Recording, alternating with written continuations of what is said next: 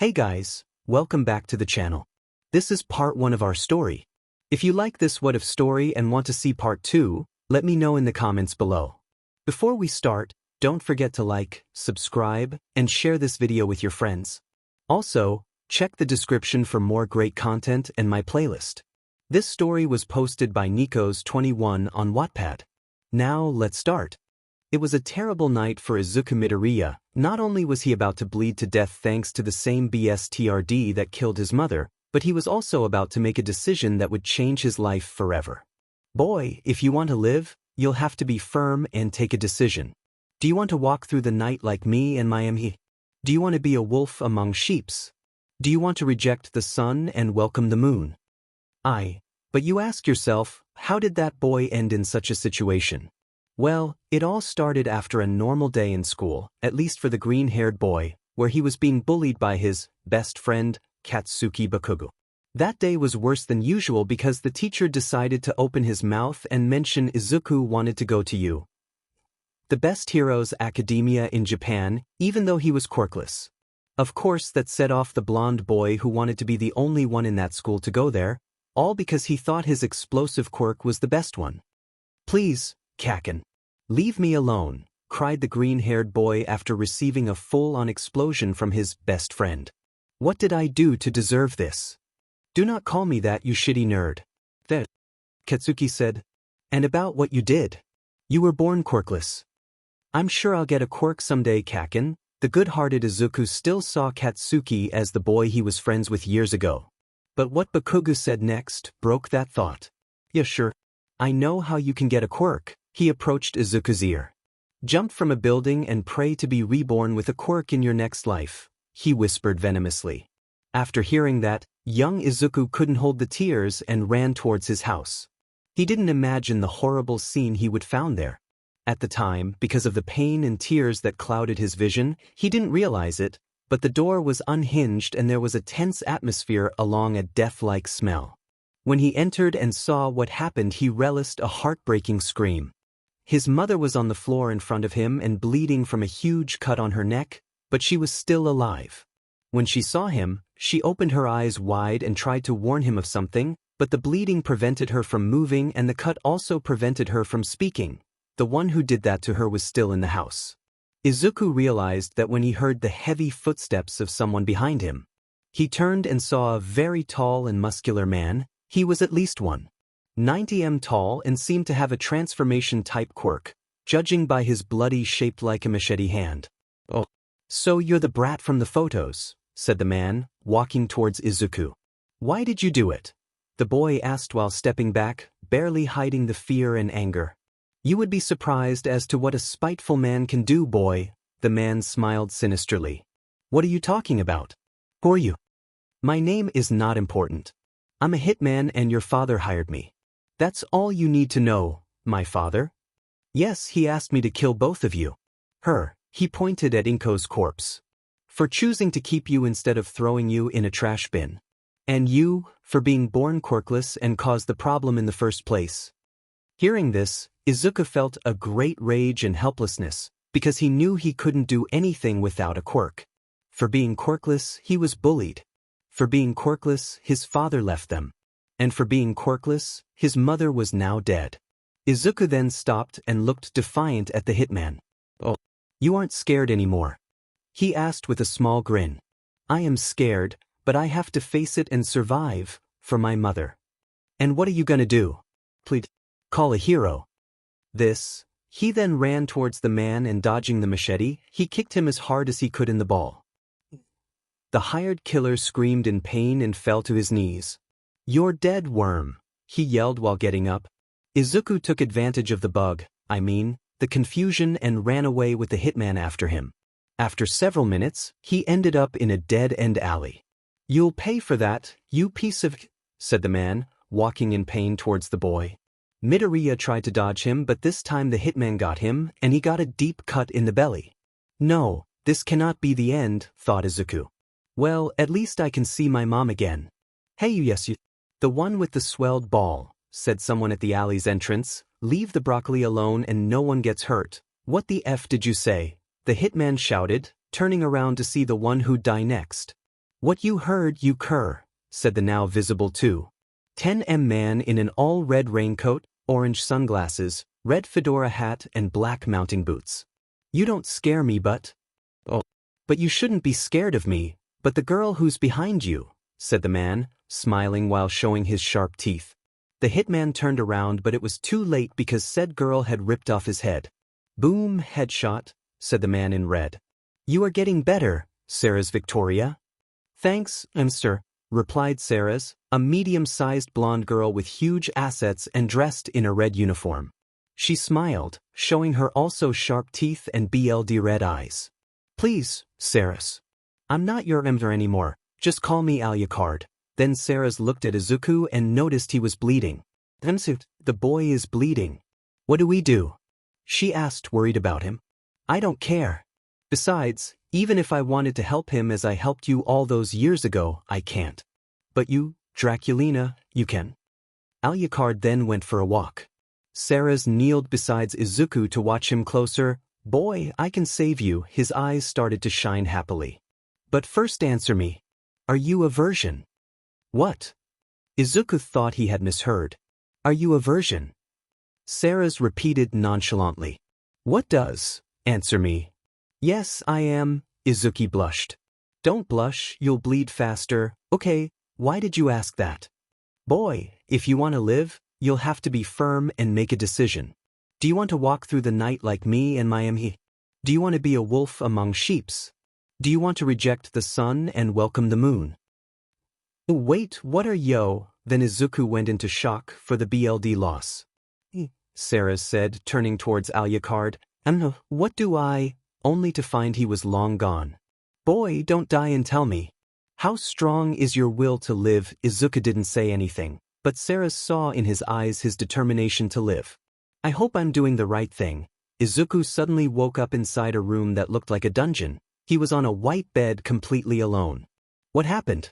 Where am I? He asked to no one. Well, you are in the basement of an abandoned house, 𝐬𝐶𝐬𝐵 said from the shadows. And as your other question, I converted you into a vampire or, as my 𝐴𝐻𝐿 would say, a 𝗚𝗧𝗱𝗚. Izuku was baffled and, honestly, scared. One thing were quirks, awesome powers, albeit a bit strange sometimes, and another was being a vampire. He didn't even know they existed. Who are you? And why? Midoriya asked when he was able to speak again. Why did you do this to me? I'm 𝐬𝐶𝐬𝐵 Victoria, ex-police officer, ex-Hellsing Organization agent, vampire and your 𝐒𝐿𝐿. It was the only way to save your life, boy. Wasn't there another way? She asked sarcastic. I could have called a hero to heal you but by time they would have arrived, you'd be already dead. If you say so. Izuku distrusted her a bit. What do I do now? Just 𝐬𝐶𝐬𝐵. Izuku Midoriya. It feels rather strange to be called that. How do you know my name? He was scared. When I converted you, I drank a bit of your BLD to see your memories. As I was saying, 𝐬𝐶𝐬𝐵, what do I do with my life now? My mother is dead, I'm still quirkless, everybody rejects me for that. Now I'm a vampire, like this I'll never be a hero. And thus, Izuku rambled around for like 5 minutes, until 𝐬𝐶𝐬𝐵 had enough. That's enough. She shouted desperately, she just couldn't put up with such a pessimistic murmuring. What are you, an idiot? Use your head, Izuku, now you're a DMN vampire. Now you have a power that surpasses most quirks. How? I understand that vampires burn with sunlight, they are rack against garlic and fire, and that's without mentioning steaks and silver. That's more or less true, a deep voice said from everywhere. 𝐬𝐶𝐬𝐵, what's happening? Asked a very scared Izuku. That's just my 𝐒𝐿𝐿. He likes to make people PSS themselves, she said nonchalantly. I'm 𝐒𝐿𝐿, Broccoli, the owner of the voice spoke while he entered the room through a wall. He used the same suit as before, only without the orange sunglasses. Broccoli? Izuku thought. Yes, Broccoli, 𝐒𝐿𝐿 said in his head. What the dash? What did I do, brat? I just spoke in your mind, 𝐒𝐿𝐿 said before looking at 𝐬𝐶𝐬𝐵. You seriously chose to save his miserable life. Yes, she replied tiredly. As I was saying, Broccoli, 𝐒𝐿𝐿 continued. Those weaknesses are true. When you're newly converted, the vampire smiled, showing his sharp teeth. Wait, so that means I would get stronger with time and won't have those weaknesses. Almost, 𝐬𝐮𝐬 said, a bit sad. You'll have to consume all the BLD of someone strong so you absorb his soul, knowledge, skills and memories. She paused. Isn't that right, Pip? When she said that, a shadow with a crimson aura got out from her right arm and then it took the shape of a brown-haired man with a very long ponytail, a patch on an eye and a cowboy-like hat. That's right, ma chère, he said with a heavy French accent. He then looked at Izuku.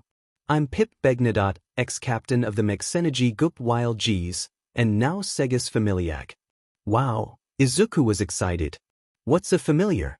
Are you French? How can you get out of her body? How long have you been there? Speaking of which, he looked at 𝐴𝐿sing and 𝐬𝐿sing. How old are you? Are you immortal? How many souls? Izuku rambled for half an hour. Pip got bored and re-entered 𝐬𝐿sing's body. Then 𝐴𝐿sing and 𝐬𝐿sing stopped him so they could answer. Geez, this human broccoli hybrid is gonna give a headache, 𝐴𝐿sing said a bit angry, but nonetheless surprised for the sheer quantity of questions he formulated. Well, a familiar is a soul we consumed and it follows our orders. They can also take solid shape. Yes, Pip is French. I already explained about familiars. He's been there for. He looked at 𝐬𝐿sing. 20 years. 32, she replied. I am 600 years old. 𝐬𝐿sing, even though she doesn't look like it, is 52. Wow, are you immortal? Broccoli, there's no thing such as immortality. We are long-lived and hard as F to kill. Bruce Willis is Krillin compared to us. I will be like that too. Izuku asked excited, now he was interested on this. No, 𝐴𝐿sing replied, saddening the boy. Unless you push yourself, stop being a wimp, and you drink BLD willingly, thus completing your transformation. Yes, sir. Izuku exclaimed, happy. Now, Izuku Midoriya, use your fangs and drink 𝐬𝐿sing's BLD and mine. So you can be a real Fing vampire. Mr., are you sure he should be drinking BLD already? 𝐬𝐿sing was worried. Who is the first vampire and the oldest one, police girl? You, she gave up. Exactly, 𝐴𝐿sing then looked at Izuku. So boy, will you do it? If I do it, I'll be stronger and it'll be like having a quirk, right? Exactly, neophyte. Then I'll do it. I'll drink BLD and use this power to be a hero and show everybody they were wrong. I don't give a DMN about what you do with it. Ever since my MS died, no one nor anything controls me. I don't destroy humankind just because when quirks appeared, there also appeared some relatively worthy opponents. None like Anderson or Van Helsing, but pretty close, such as that All Might dude and, I hate to say it, but also that Endeavor HMO. So, how do I drink your BLD? He asked nervously. Come here, called 𝐬𝐿sing while uncovering her neck. You're going to bite my neck until I tell you to stop. Are you sure, 𝐬𝐿sing? Don't you want to be stronger? Okay, Izuku said.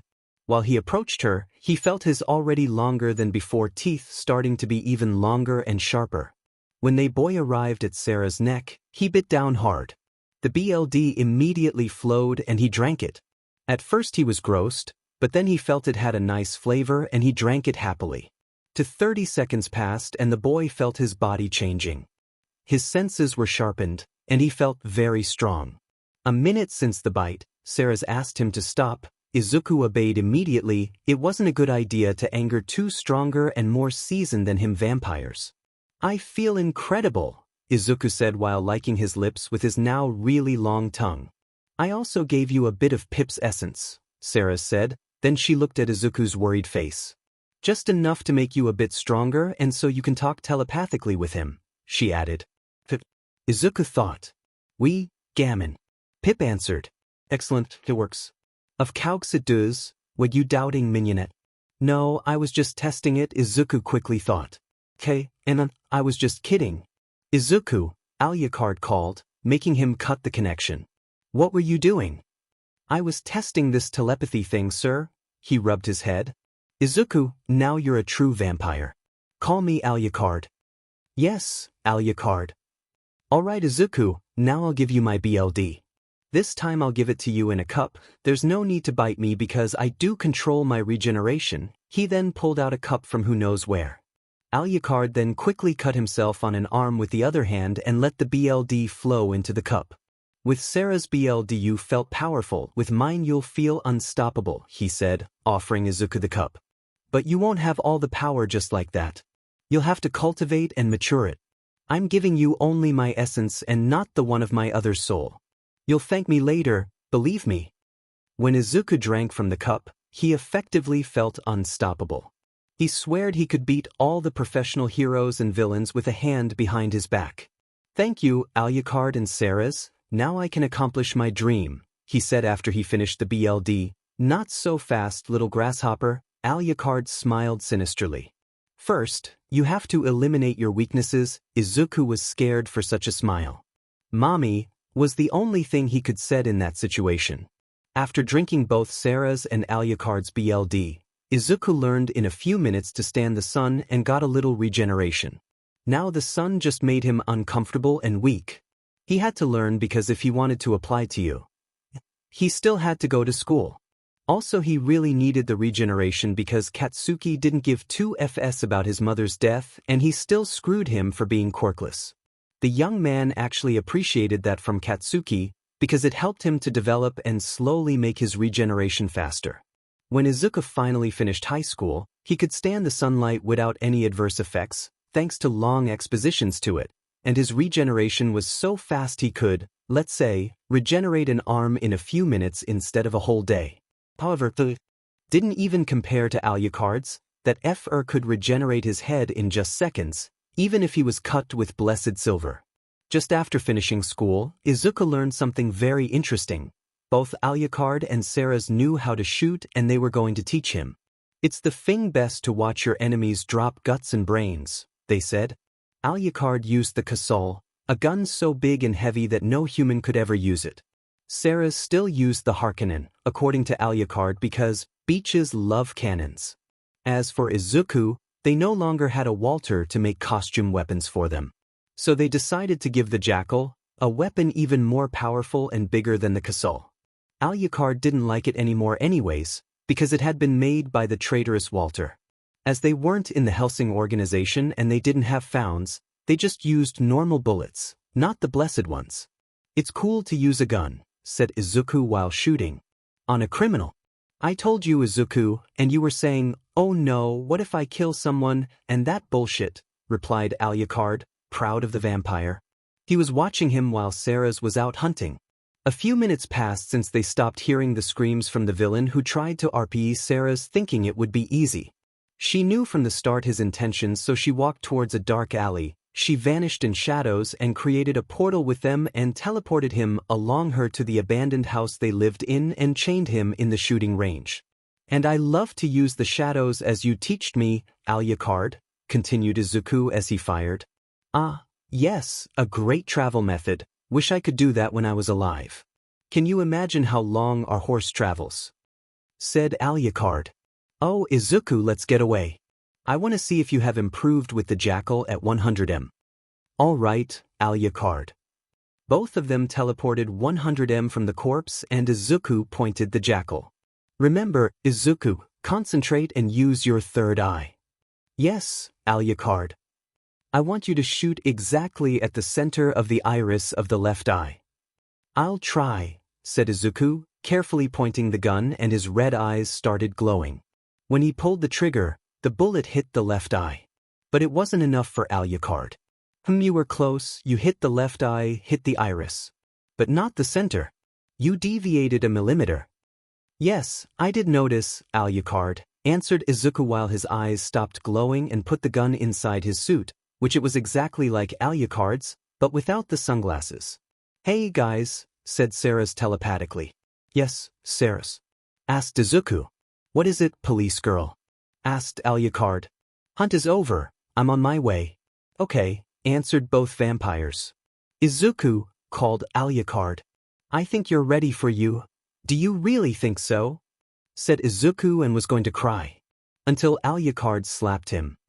What did I say about crying? Save your tears for the most special moments. Excellent, But yes, I think you're ready. How many days did you say is the exam in? 3 days, very well. You're going to rest in this 3 days. And you will only feed. I have the feeling you'll need the extra energy. 3 days passed and a very confident Izuku was at the doors of you. He was wearing a hoodie, sweatpants, red sneakers and sunglasses, so they couldn't see his red eyes. This is the best, said Izuku. The theoric exam will be easy and the practical one will be a piece of cake with my powers. He was so concentrated that at one moment he stumbled and was about to fall. But he decided to use the shadows and teleported a few meters forward. Thanks for trying to help me, said Izuku without turning to a girl with brown hair who was with one hand extended right where he was just seconds before, and he continued his way. What a weird guy, she thought. Well, he at least said, thank you. Once the applicants finished the theoric exam, they sat at an auditorium and the pro hero present mic entered. Everybody say 𝐻𝐻𝐻𝐿. He shouted, enthusiastic. He yelled back Izuku. He was the only one. Finally, someone who appreciates me, said the hero, tearful while the other applicants watched at Izuku strangely. Now I will explain everything, he continued, joyful while searching through some slides. You will go through a simulation of a city and will destroy as many robots as you can. There are 3 types which will give you points. These will be 1, 2, and 3 pointers, depending on the size. Now dash. Excuse me, said a blue-haired boy, standing up with a very rigid posture, but on the flyer it clearly states there are 4 robots. If this I dash. Shut up, said Izuku, now standing too. Excuse you, answered the boy. Do I have to say sorry? Izuku then read his mind. Tell me, 𝐀𝐮𝐬𝐴. Who interrupted the pro hero? Miri. How do you dash, Deku? Interrupted a well-known voice for Izuku. What the F are you doing here? I believe I told you not to apply.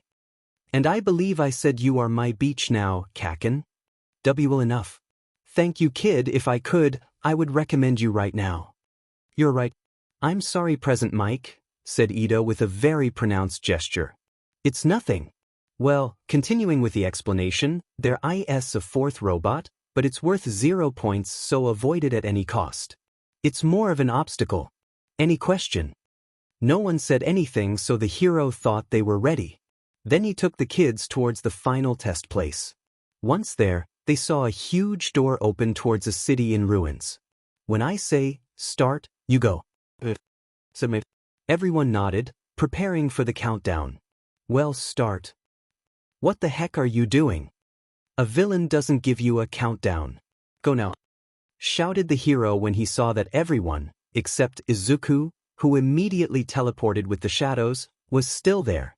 That kid makes me proud, thought Mike when everybody was out. He will be a great hero. That kid meanwhile was destroying robots right and left. With his fine hearing, he heard the robots' mechanisms, then teleported next to them and destroyed them with 1 hit. And with this one I have 70 points, said Izuku after destroying a 2-pointer. The din's sun makes me sleepy, he yawned. I think I will sleep around here. The vampire was looking for a place to sleep when he heard someone shouting, it's the 0-pointer, run. Little beaches, said Izuku a bit loud, it shouldn't be that big of a deal. Then he saw it at a corner over some buildings. Should I destroy it? He said when saw its size. Nah, I'm lazy. He was about to go other way when he heard a girl crying for help. He looked for her and saw one of her legs was trapped under some debris. Immediately he teleported to her, took her in his arms, and he teleported again. Thanks, said the girl once they were inside a building. Don't worry, 𝐻𝐻𝐻𝐿. How do you know my name? Obviously I'm a stalker who watches you sleep every night. What? I'm kidding, it's just part of my quirk. Izuku then heard the 0-pointer. This time it was very close. 𝐻𝐻𝐻𝐿, stay here and for everything you love's sake, don't look through the window. I'll be back. What air dash? It didn't matter because she saw Izuku jump off the window and a little further, there was the 0-pointer. Hey, you piece of recycled scrap metal, he shouted to get its attention. Let's see if this is your size. Izuku jumped from the ground and punched the robot so hard he broke an arm and the robot was sent flying about 3 kilometers and almost got out of the city. Uraraka didn't hear Izuku and looked as Izuku transformed into bats while free falling and then softly touch ground, transform into himself with his arm already healing. What the heck is that quirk? She thought. You'll know when the time is right, Ochako Uraraka, he answered in her mind, joking and almost giving her a heart attack. End of the test. A speaker was heard all over the city. Izuku sighed and teleported home. A few days later, a letter from you would arrive.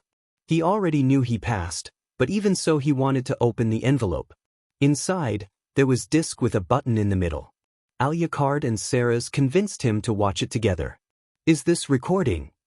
Said All Might's image. This idiot is All Might. Asked Alucard. Well, young Midoriya. For your excellent performance in the test you got first place. With 70 points of villains and 80 of rescue, you passed with 150 points. Well done, young man. Welcome to your Hero Academy. Plus Ultra. That was all the vampires said. Very corny, finished Izuku. Izuku was searching the 1A classroom. He was wearing the uniform along with sunglasses. Thankfully, he found it easily with his vampiric powers when he heard some really far-away students say they found the class. Don't put your feet on the table, that's disrespectful to the carpenters who made it and the students who were here before us. The vampire heard Ida through the door when he was near. And who the F are you to order me? Said Katsuki this time. Great, the terrorist, Izuku thought tiredly. I'm Tenya Ida. What school are you from UDMN Extra? I'm from Shomei. So you're a Fing elite. That explains it all. I'm gonna blow you up. Blow me up. Are you sure you want to be a hero? Shiny! Yelled Bakugo, sending Ida flying with an explosion. Luckily, Izuku catched him just a bit after he went through the door. The boy was scared and some ash covered him. Are you okay, Ida? The green-haired boy asked when he putted him on the floor. Why yes, thank you. Izuku Midoriya. He completed the sentence. Thank you, Midoriya. Deku! Shouted Katsuki once he saw him enter the class. Hello, terrorist. What did you call me? And why the F are you wearing sunglasses? So you don't fall in love with my eyes, Beach? He sarcastically answered. Deku-kun, said a girl. It was the same he had saved at the exam. Oh hi Uraraka. Why do you call me Deku? He asked a bit angry. That's not your name. I heard the boy who you called terrorist call you that and I thought it was your name, she answered embarrassed. No, my name is Izuku Midoriya. Deku, it's a nickname that Beach with terrorist complex came up with. He made a pause and sighed. I know what you're thinking and not even if you change its meaning I'll let you call me that. Okay, Izuku-kun, said Uraraka, a bit sad. That one is a bit better. The vampire then made a face. Aizawa-sensei, the pro-hero Eraserhead, you can stop stalking us. I heard you crawling 2 corridors before. Whoever you are on detention, said the distrustful teacher, with a tired aspect and long hair, who was inside a sleeping bag with juice dripping down his face. He had pressed the juice bag too hard for being scared. Why? Asked Izuku holding the laughs. For reading your sensei's mind and because I say so. Aizawa-sensei was still on the door with juice on his face. So, as the broccoli said, I'm Shota Aizawa and I'll be your teacher. Immediately Ida gave the teacher a piece of paper to wipe the juice out. Thanks. After finishing cleaning his face he continued. My first impression on all of you. Everyone except the broccoli are useless. The teacher then searched in his sleeping bag and took out gymnastics uniforms. Put this on and follow me. He then crawled to the end of the corridor. When the students finished putting on the uniforms, Aizawa went out of his cocoon. Sleeping bag. He was wearing black and had some kind of tape around his neck. Then he directed them towards a training ground. Mr. Aizawa, won't we have an orientation about the academy? Asked Uraraka. There's no time for that, you want to be heroes. Work hard and don't waste your time on stupid things. He made a pause and took out a list with the name of the students. Who's Izuku Midoriya? He asked tiredly. Me. The vampire raised his hand. The broccoli. All right. Aizawa looked at the other students. Listen well, the government is against qualifying quirks in high school. Here, however, we'll do the same tests. Using quirks. Midoriya, he looked at Izuku. What was your throwing record in high school? 40 meters. Alright, take this. He gave him a ball. As you finished first place on the exam, you'll be an example. I want you to go over that white circle and throw the ball with all you have. You can do whatever you want, but don't go out of the circle. Okay. Izuku went to the circle, and when he was about to throw the ball, he sensed Aizawa's blood pressure raise up around his eyes. He wanted to erase his quirk. Are you sure, Mr. Aizawa? He asked, mocking him a bit. Yes, I want you to throw it with all you have. All right. Izuku took off his glasses and everyone could see his red eyes. I advise you to step back a bit. All obliged, and Izuku threw the ball. The movement was so fast they only saw Izuku's arm explode instantly and there was no trace of the ball. A few seconds passed and they heard two bangs. One right where Izuku was and the other was pretty far away. Aizawa saw surprised how the arm was healing in front of his eyes. Then he heard a beep from his hand. It was the distance meter. When he saw the number, he gulped hard. 10 kilometers, he said while sitting down on the floor to recover from the loud sonic boom. Midoriya, we'll talk later, he said, watching how the arm had a forearm again and was still regenerating. Yes, sensei, replied Izuku, showing Aizawa his sharp teeth. That made the teacher a little nervous. Let's continue.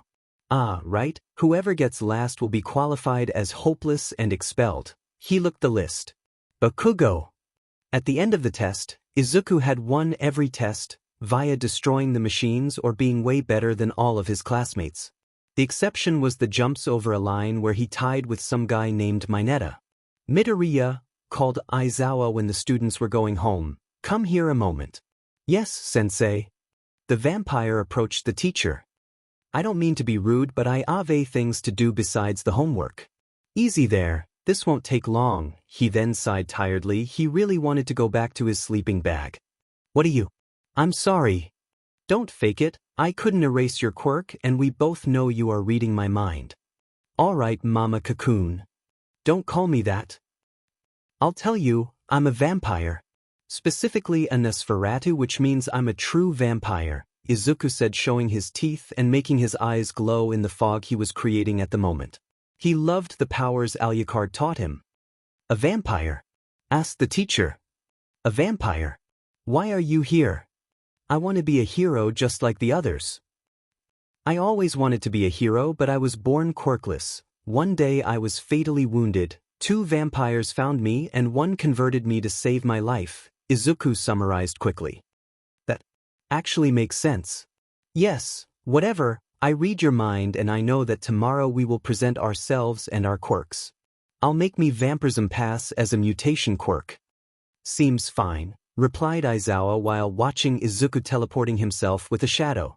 Ah, and don't worry, Principal Nizu knows it, he'll take the measures I told him. See you tomorrow, Mama Kakun. He finished passing through the portal. Insufferable brat. I need to talk with Nizu. The green-haired teen was sitting on class, waiting for Mama Kakun to arrive. While screwing with the terrorist. Deku! Shouted Katsuki. How the F did you get first place? You know, if you keep shouting like that, they'll think I fed you so hard last night that you can't stop screaming, answered the vampire. And about the other thing, he made a pause and made his eyes glow. You'll know it when Mama Kakun arrives. Izuku decided to stop wearing sunglasses when no one got traumatized after looking at his eyes. I don't know how many robots he destroyed, said Uraraka, but I saw him sent flying the 0-pointer, Kakin. Who the F told you to call me that? And you?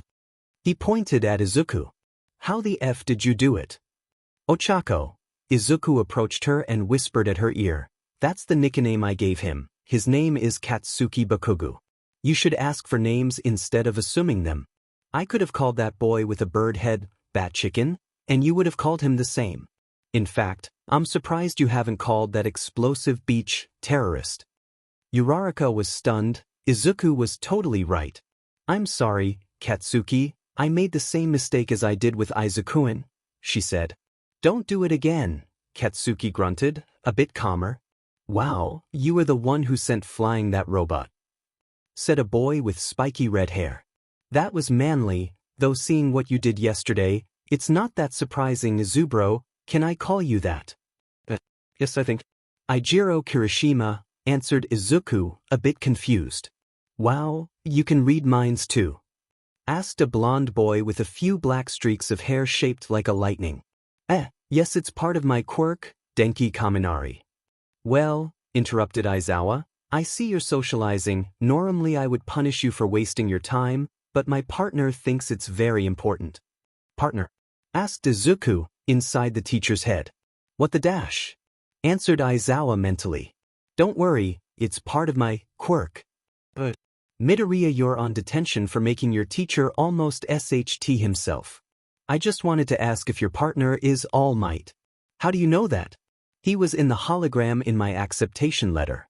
Thankfully, none was the wiser about the mental dialogue because Aizawa had simple went into his bag again. Well, the teacher said after finishing talking with Izuku and went out of his sleeping bag, now I want you to go to the front, say your name and quirk. Izuku would be very interested if he didn't read everyone's mind and knew his quirks. When his turn arrived, he went to the front and made his eyes glow. According to Alucard, it gave a good effect. I'm Izuku Midoriya and my quirk is, he created a dense fog. 𝗧𝗓𝗧𝗟𝗘. Pretty much everyone were shaking with fear. some more, some less. My Netta was even passed out. My quirk gives me superhuman strength, velocity, regeneration, and senses. It also allows to read minds, travel through shadows, transform into animals, have a sixth sense, talk telepathically, influence the weather, convert souls into familiars, summon creatures or people, and also control people. The only disadvantage is that I need to drink at least 2 liters of BLD a day to live. My powers are still developing and I have some weakness against fire. All of them were scared and some needed to change their breaths. Remember that I can read minds. I know you're thinking it's a villain's quirk, but tell me, would you rather have me out there hunting people or here learning how to be a hero? He smiled sinisterly. Here, answered everyone who didn't already pass out, even Aizawa replied. Izuku sat back and the rest of his classmates continued presenting themselves. Well, said Eraserhead, now that we finished presenting ourselves, it's time you meet my partner. I'm entering. Like a normal person, said a tall buff blonde guy with an eternal smile on his face. He was wearing American flag-themed thighs and yellow boots and bracelets. He was All Might, the #1 hero. Hey, Alucard, are you watching this? He spoke telepathically. Yes, Izuku, I've already ordered Sarah's to mix wine and BLD to watch this. Alright class, I'm All Might and I'll be one of your teachers. Now let's go to the training ground. And put on your costumes, they should be in your lockers.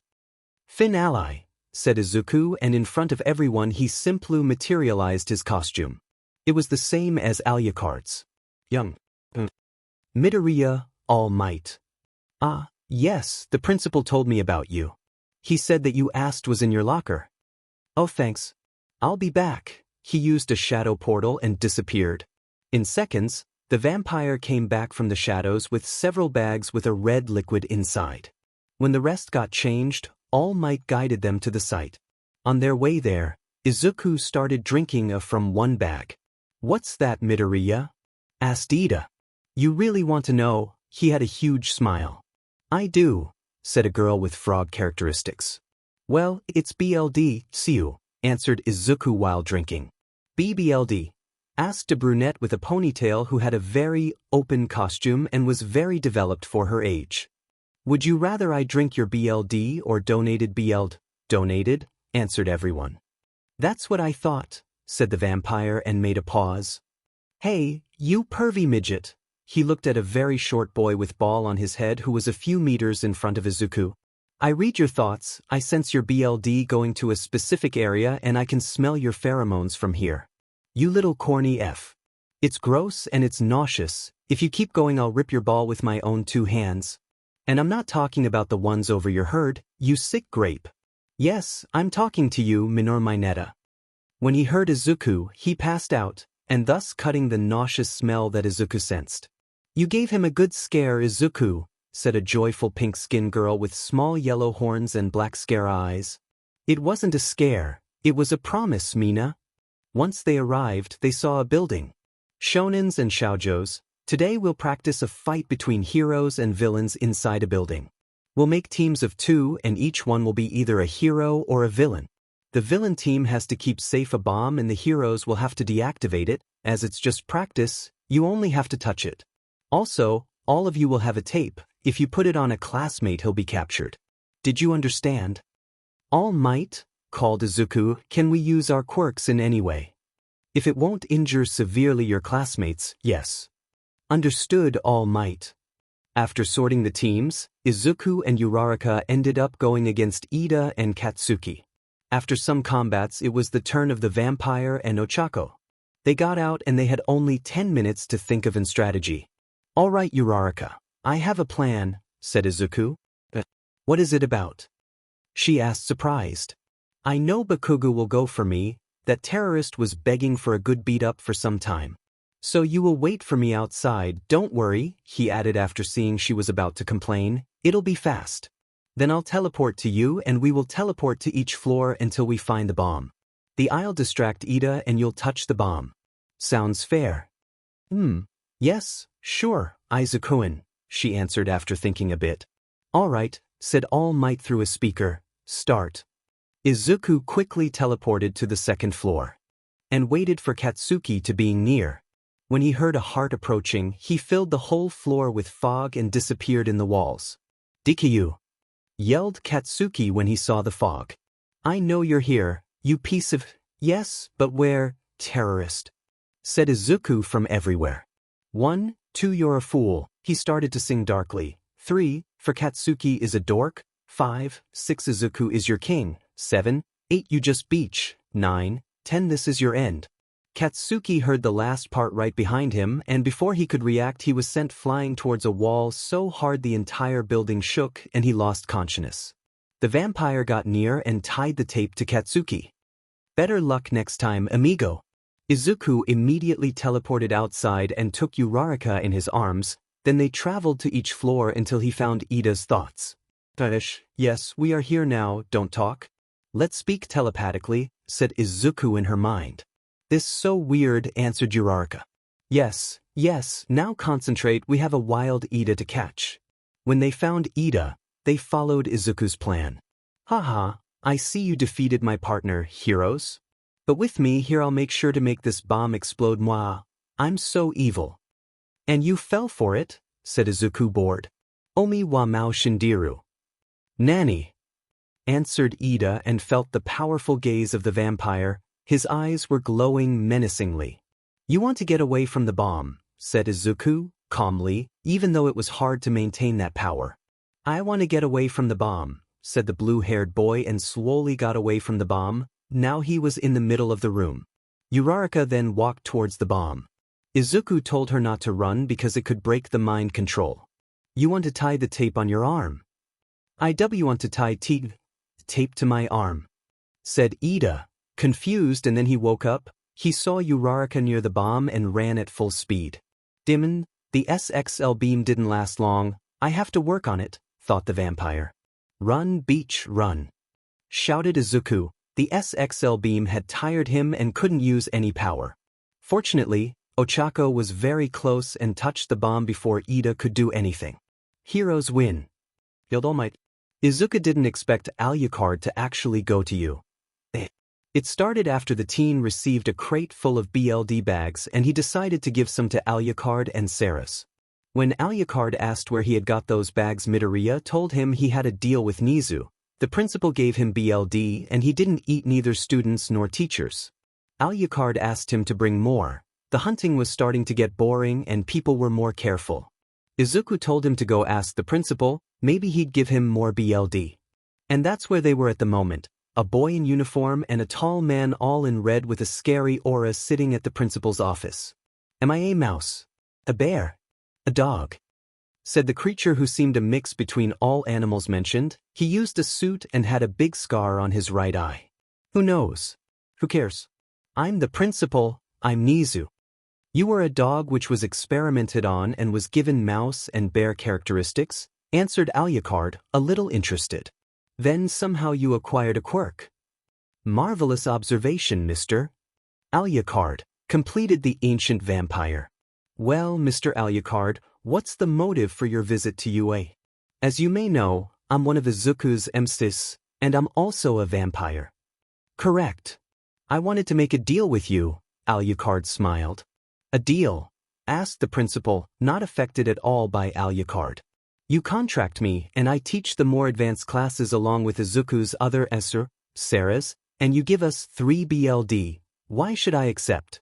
Because I know All Might's secret and how weak he's becoming. Who would be better to replace him in classes than someone who's even or stronger than him? And he can also continue to play hero. I guess because you are a vampire you realized he's missing his stomach and half his lung. Yup, I realized it when I saw him this morning. Originally I was going to threat you with eating your students if you didn't give me BLD, laughed 𝐿𝐼𝐴𝐺𝐻. And I was going to call someone from the Vatican to kill you. 𝐻𝐮𝐬 laughed like crazy. Both laughed for a few minutes. I like you, 𝐻𝐮𝐬, smiled 𝐿𝐼𝐴𝐺𝐻, joyful. Me too, 𝐿𝐼𝐴𝐺𝐻, 𝐻𝐮𝐬 also smiled. And about your proposition, I accept. Somehow, all students and teachers got goosebumps and wanted to pray and also kill 𝐻𝐻𝐬. Well, I'm going to class. Bye, said Izuku, and started to phase through the floor. Wait, young Midoriya, called the teacher, stopping the vampire. Take this. He gave him a piece of paper. I know how hard Aizawa can be. It's a note saying you were with me. Thank you, principal, answered Izuku and finished teleporting. Well, 𝐿𝐼𝐴𝐺𝐻, let's discuss the details. When Izuku entered the class, Aizawa was already there.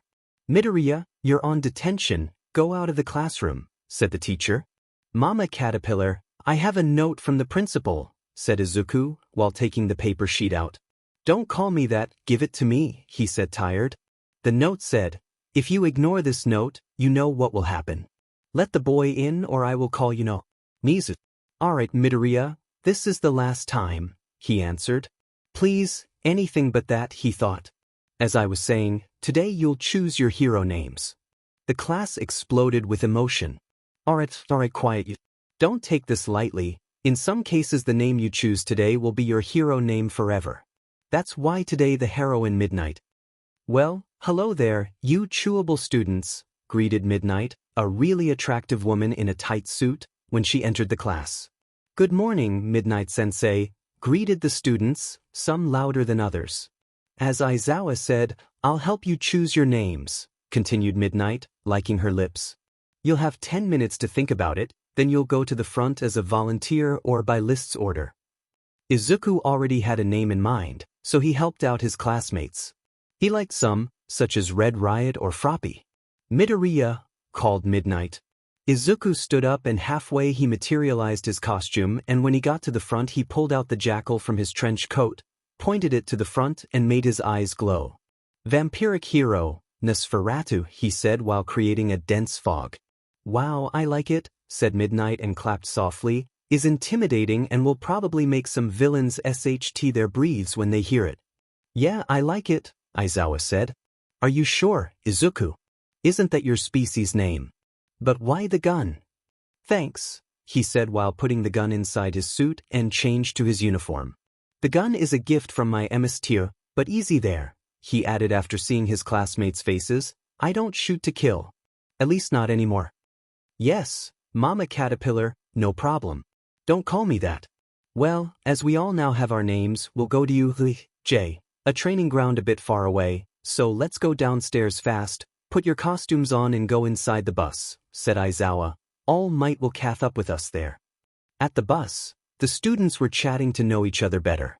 So you're saying your aunt and grandfather have the same quirk as you and they're teaching you how to use it, said Kyukajiru, a girl with earphone jacks on her ears and a rocker look. Yup. And you call them 𝐻𝐵, continued Toru Hagakure, an invisible girl. Yup. And you say they saved your life last year, finished Uraraka. Yeah, it's not like I just told you my life story.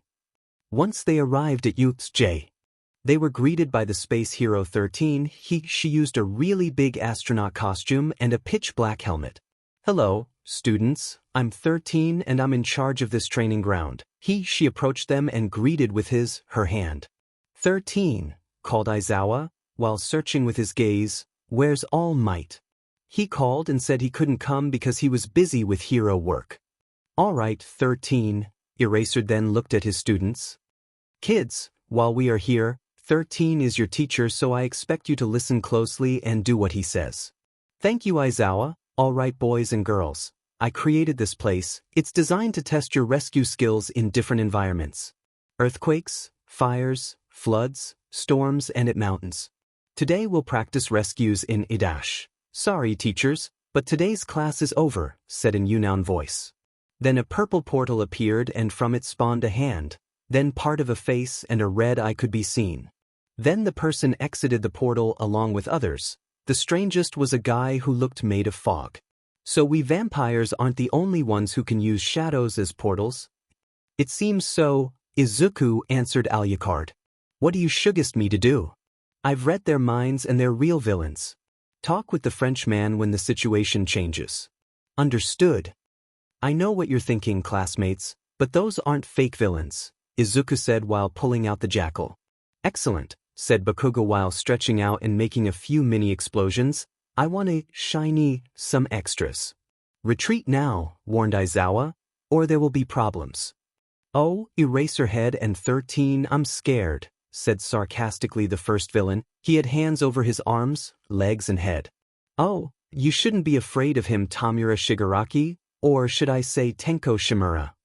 Izuku made his eyes glow menacingly. How do you know my name? Shigaraki asked, angry. That's a secret mine to know and yours to not know. It doesn't matter, we came to kill All Might and dash. Shigaraki was interrupted by laughing. Izuku was laughing really hard. It would be annoying if it weren't for the fact that the laugh was sinister. Oh, you're serious? Said Izuku when he saw no one was laughing. Tell me, Tamura, you really think you can kill All Might with an overgrown reptile? Enough, said Shigaraki. I don't know how you know that, but seeing All Might isn't here, maybe if we kill some students he'll come. As if we'd let you, said 13, while activating his quirk, which was a black hole. 𝐀𝐮𝐭𝐡𝐨𝐫, said Shigaraki. Then a portal appeared in front of 13 and another behind him. Before the hero could stop the quirk, he felt how someone pushed him out of the way so he didn't auto-destruct. That someone was Izuku. Sadly, the quirk got him and shredded his body right in front of his classmates and teachers. There was blood and guts everywhere. At the end, the insolent brat was only bark. The villain with the hands started to laugh like crazy. Oh, are you sure about that, Handy? Said Izuku from everywhere. What the hell? Said Shigaraki, scared when he saw the body parts took the form of a sea of centipedes, scorpions and spiders. Now Gammon, take out a hand with the jackal and shoot everything that breathes. No one realized a pistol and an eye were behind the villains. It happened so fast that when they heard the sound, half the villains were incapacitated with bullet holes on their arms and legs. There are only a few villains that still standed on their feet along with 𝐀𝐮𝐭𝐡𝐨𝐫 and Shigaraki, even though the hand over his head was missing. Then Izuku regained his form. Thank you, 𝐴𝐿, for teaching me this last week. It still hurts though. How the F did you do that? Yelled Shigaraki and Katsuki.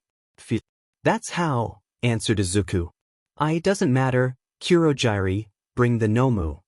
Yes, Tamura Shigaraki. The mist man that made appear a monster. It was taller than either 𝐴𝐿 or All Might and buffier than the latter. Also its face looked like a bird. It also had its brain exposed and its eyes glued to it. Most of the students were grossed out, scared or a mix of both when they say it. Shigaraki just laughed. Nomu was designed to kill All Might. You don't stand a chance. Now everything is fine, said a known voice. You know why? Asked All Might while approaching the scene. Because now I'm here, he finished with wrath in his voice. Nomu, said Shigaraki, change of plans, kill All Might. Izuku, 13, said the number 1 hero while dodging a punch. Take the students out of here, reinforcements will be here in a few minutes. More than enough time to kill you, said Shigaraki. The heroes obeyed All Might and started evacuating the students. Oh no, you don't, 𝐀𝐮𝐭𝐡𝐨𝐫. 𝐀𝐮𝐭𝐡𝐨𝐫 created several portals under the students, but surprisingly when they fell through them, they ended up in the same place. Said Izuku while moving an index finger. the same way as a certain fat hacker. How did you do it, young man? Asked surprised the mist man. I'll only say the shadows know who their true emissaries are. Izuku then summoned 30 familiars, the exact quantity of villains that were still undefeated, and they started fighting. Aizawa, 13, Shigaraki, and several students opened their eyes wide. All were villains that disappeared last year. Izuku, thought Aizawa. Hey, I had to feed on something the year before I entered you. Don't be so surprised, Mama Caterpillar. I have more. Meanwhile, All Might was even with the Nomu and none could defeat the other. After a couple of minutes, All Might started getting weak, and even though he punched Nomu with 110% of his power, the Nomu endured it and punched back. Alucard, come here, an overgrown reptile is beating the SHT out of All Might. I can't, I'm playing chess with Nizu, the BSTRD is really good at it. Call Saris. Saris. Yes, Izuku. Come here, All Might is getting beat the SHT out of him. Why do you want me to go there? You are perfectly capable of helping him. But, no buts, if you want to help him, you do it. Pip, you have any idea? Well, it seems that thing only obeys Handy.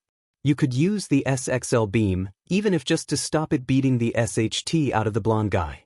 Izuku did what Pip suggested and ordered the Nomu to stop punching All Might.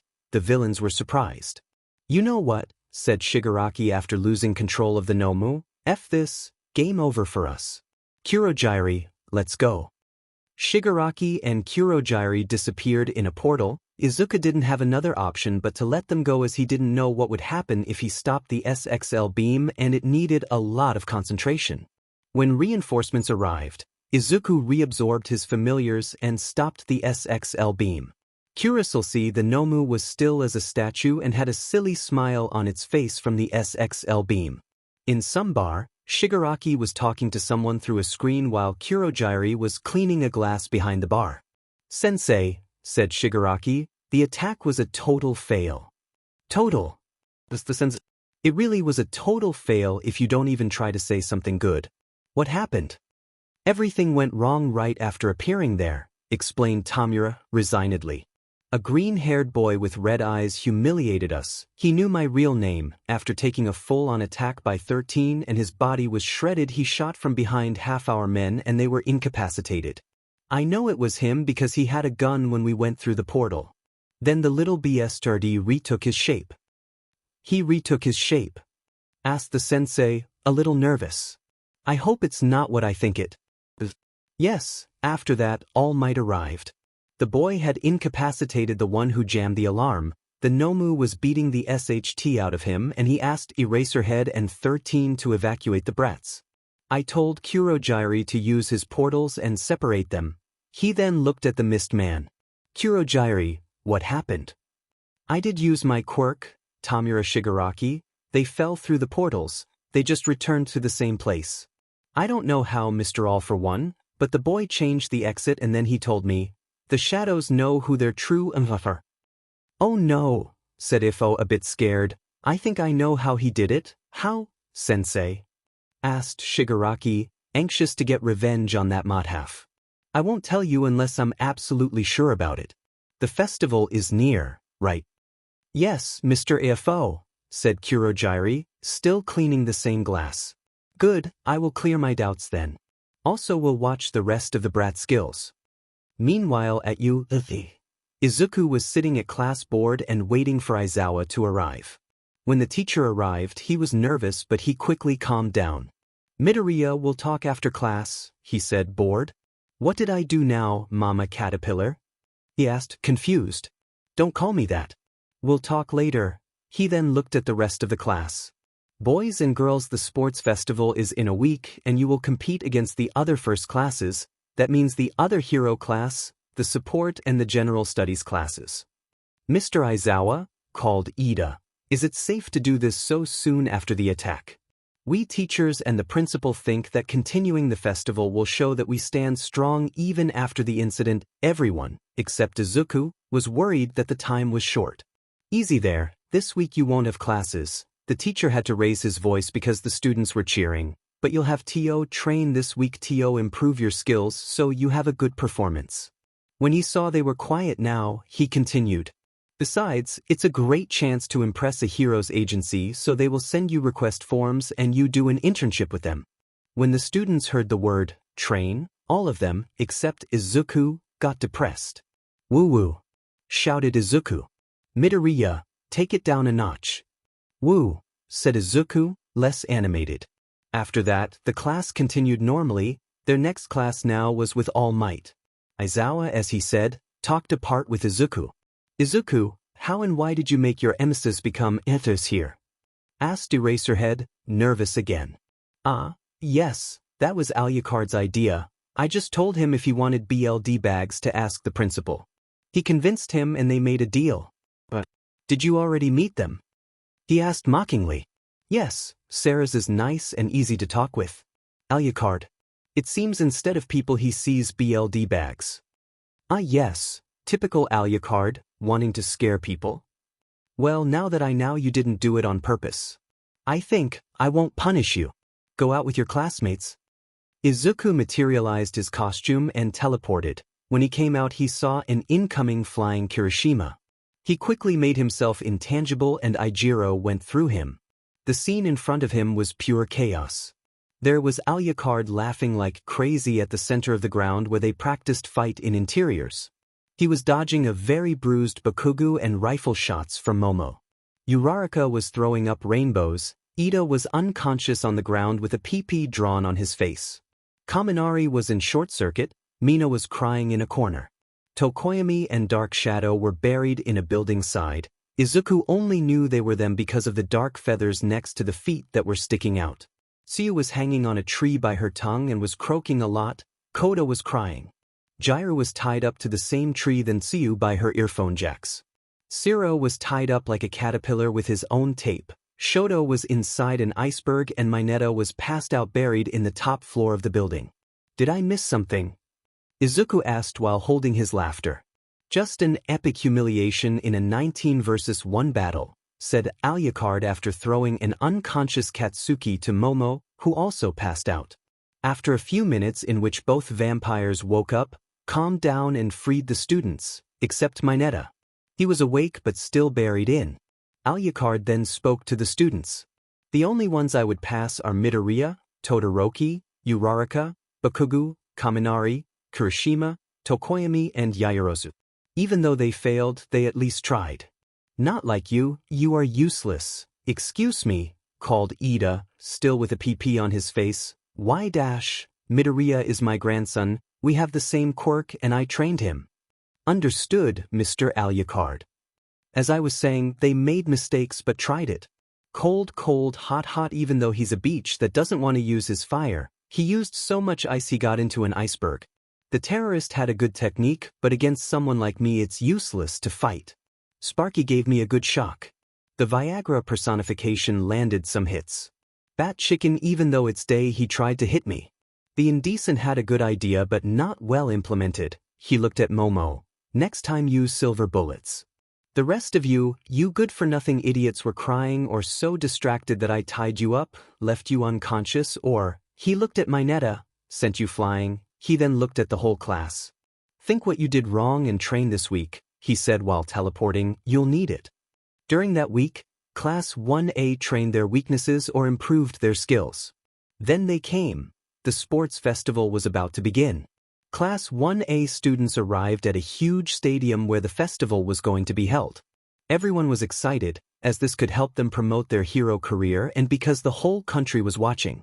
So this is what it feels to participate in the festival. Asked Izuku to no one in particular, remembering when he watched the festivals as a kid. I know, it feels great, doesn't it? Said Kirishima, euphoric. The students would participate in 2 random tests and would end in a combat tournament. Everyone was going to use their gym uniform. Alrighty, the first activity, said Midnight, who was the hostess, will be an obstacle course. She smacked her WHP. But first, a few words from the student with the best score in the entrance exam, Izuku Midoriya. I hope, said Izuku once he was at the podium, you give it your all today. He smiled, showing his teeth and made his eyes glow. Don't be whining later for losing. Good, thanks Izuku. Everyone, go to the starting point, finished Midnight. 𝐻𝐿𝐴-sensei. What is it, Izuku? I'm in the commentator cabin. You know I can just teleport myself with shadows, can I do it? Or I need to run? I talked with the principal and he told that you had to run and in the next test you will not use your familiars. At the combats, everything goes as long as you don't hurt seriously your classmates. Understood, although for those villains I rather the term, slaves. The students went to the starting point.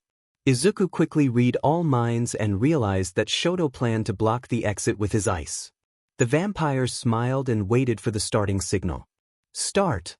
Yelled Midnight. Being extremely fast, Izuku ran and passed 𝗏𝗏 just before he sealed the entrance. He looked at him, flipped him the middle finger to then run. What a great start, commentated Present Mike. Aizawa, were you expecting Todoroki to freeze the exit and Midoriya to pass him? Not truly, at least that thing with Todoroki no. About Midoriya? No, you have to expect the unexpected. Back with Izuku, he stopped after passing the giant robots from the next part of the course, right before the cliff that was in front of him. He used his third eye to see what was ahead of him.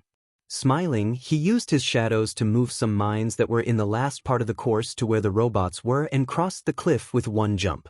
After landing, he heard the sound of the mines detonating and continued the course laughing like crazy. What a jump, whistled Present Mike. Yeah, very good.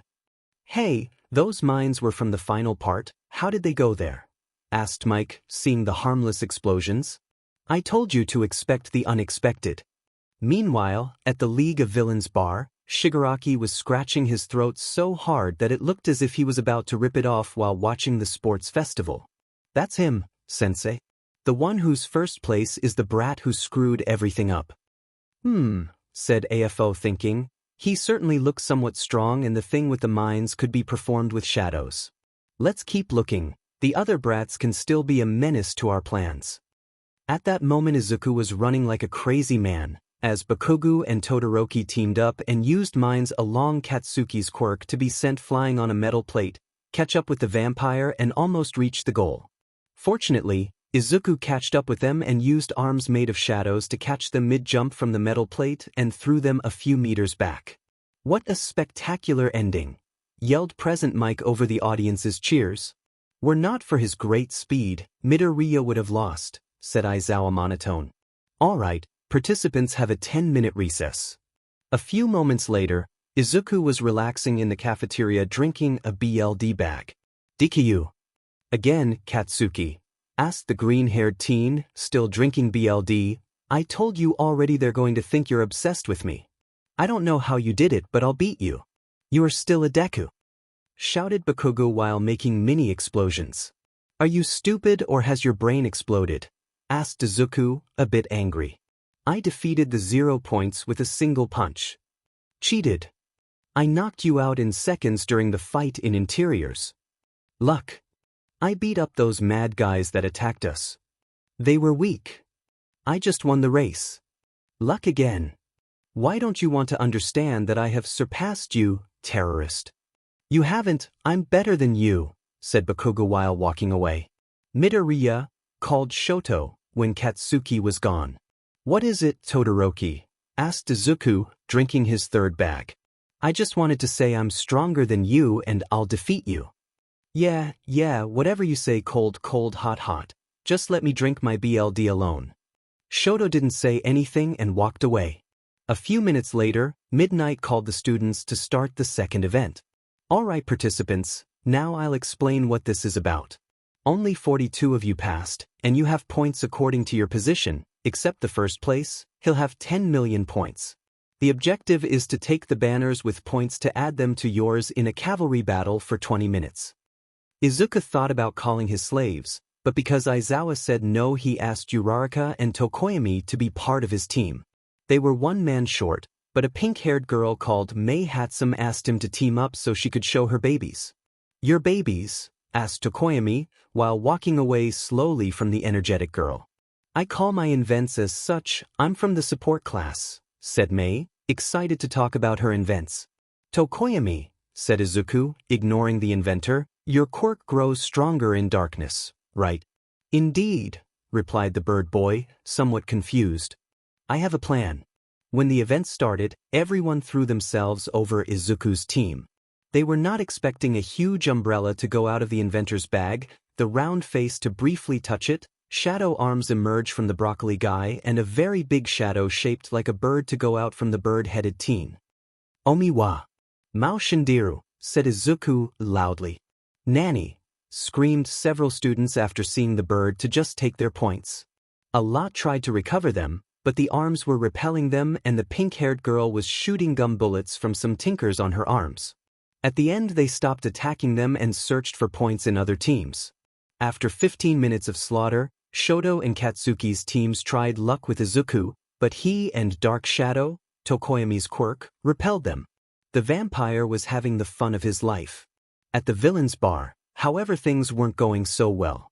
After saving AFO from a heart attack after seeing the shadow arms, he was very worried. This time I hate to be right, he said after some minutes. Why, sensei? Asked Shigaraki.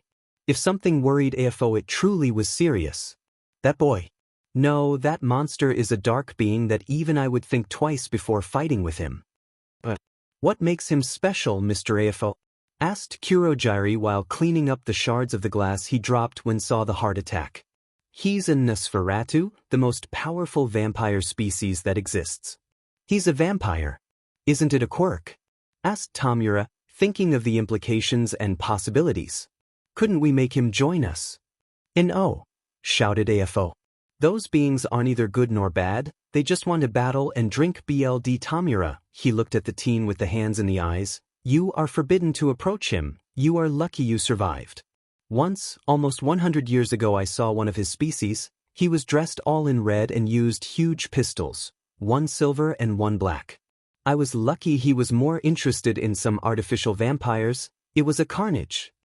When we attacked, the boy used a red suit and had a huge black pistol, mentioned 𝐀𝐮𝐭𝐡𝐨𝐫. Oh, at that time I only knew about two, the red one, known as the 𝐀𝐮𝐭𝐡𝐨𝐵, and big-titted vampire chick.